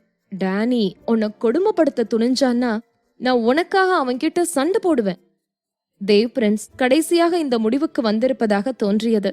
அவன் கீதாவின் தலையை மெதுவாக தடவினான். அவனது பாசத்தின் வார்த்தைகளற்ற சைகை தூய்மையாக இருந்தது. கீதா அவனை பார்க்க இந்த ஹோட்டலுக்கு வந்தபோது அவள் மிகவும் பதட்டமாக உணர்ந்தாள். கெட்ட செய்தியை கேட்க அவள் பயந்தாள். ஆனால் இப்போது அவள் நிம்மதியாக உணர்ந்தாள். அவள் முன்னால் இருந்த காஃபி கோப்பையை எடுத்து ஒரு வாய் காஃபியை குடித்துவிட்டு கோப்பையை கீழே வைத்தாள். பிறகு அவள் உதடுகளை துடைத்துக் கொண்டே சொன்னாள், தேவ், டேனி என்ன கொடுமைப்படுத்த மாட்டாரு. என்னத்தான் அவரை கொடுமைப்படுத்த அனுமதிச்சிருக்கிறாரு. கீதா சிரித்துக்கொண்டே சொன்னாள். இதை கேட்ட தேவ் பிரின்ஸின் கண்கள் முரண்பட்ட உணர்ச்சிகளால் மின்னின. டேனியை போன்ற ஒரு ஆதிக்கம் செலுத்தும் மனிதன் உண்மையில் ஒரு பெண்ணால் ஆளப்படுபவனாக இருப்பான் என்று தேவ் எதிர்பார்க்கவில்லை. ஆனால் டேனியை ஆளும் அந்த பெண் அவனது மாயா என்றால் அது ரொம்பவே சாத்தியமானது. அவனது மாயா எல்லாவற்றிலும் சிறந்தவள். தேவ் பிரின்ஸும் கீதாவும் மேலும் கொஞ்ச நேரம் அரட்டையடிக்கும் முன்பாகவே அவளது பச்சைக்கண் அசுரனிடமிருந்து வந்த அழைப்பு அவர்களை தடுத்து நிறுத்த போதுமானதாக இருந்தது. காதில் செல்போனை வைத்து தோளை சாய்த்துக் கொண்டே அவள் வாயில் குலாப் ஜாமுனை எடுத்து போட்டுக் கொண்டாள். டானி, நீங்க கவலைப்பட வேண்டாம். தேவ் பிரின்ஸ் என்ன திரும்ப டிராப் பண்ணுவாரு. நான் முட்டாளா? எனக்கு உங்களை பத்தி கவலை இல்லையா? நீங்க இப்ப என்ன சொல்றீங்க? இல்ல, நான் உங்களை பத்தி கவலைப்படுறேன். ஆமா, உங்களை நினைச்சு நான் கவலைப்படுறேன். நீங்க ரெஸ்ட் எடுப்பீங்க, உங்களை தொந்தரவு பண்ண வேணாம்னு நினைச்சேன். சரி சரி, நீங்க என்ன பத்தி கவலைப்படுறீங்கன்னு எனக்கு தெரியும். நான் ஆபீஸுக்கு வந்த உடனேயே நேரா உங்களை பார்க்க வரேன், சரியா? அவள் குரல் எரிச்சல் அடைந்ததைப் போல ஒலித்தாலும் தொலைபேசி அழைப்பை துண்டித்தவுடன் கீதா இனிமையாக புன்னகைத்தாள். தேவ் பிரின்ஸை நிமிர்ந்து பார்த்து அவள் சொன்னாள், நான் உங்களோட வந்துடுறேன்னு சொன்னேன். ஆனா அவர் என்னை கூட்டிட்டு போறேன்னு பிடிவாதமா சொல்றாரு. அவரு உன்னை நினைச்சு ரொம்ப கவலைப்படுறாரா? தேவ் பிரின்ஸ் கூலாக கேட்டான். கடைசியாக கிண்ணத்தில் இருந்த ஸ்வீட்டை எடுத்து அவள் வாய்க்குள் போட்டுக்கொண்ட பின் அவள் சிரித்தாள்.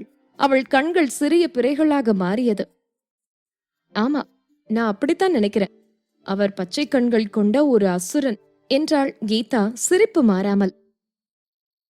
அது உன்னை சங்கடமா உணர வைக்குதா? தேவ் பிரின்ஸ் மீண்டும் கேட்டான். அவள் ஒருபோதும் கட்டுப்படுவதை விரும்பாதவள் என்பதை அவன் நினைவில் வைத்திருந்தான். அவளுடைய ஒவ்வொரு அசைவையும் யாராவது கட்டுப்படுத்தினால் அவள் நிச்சயம் எதிர்ப்பாள்.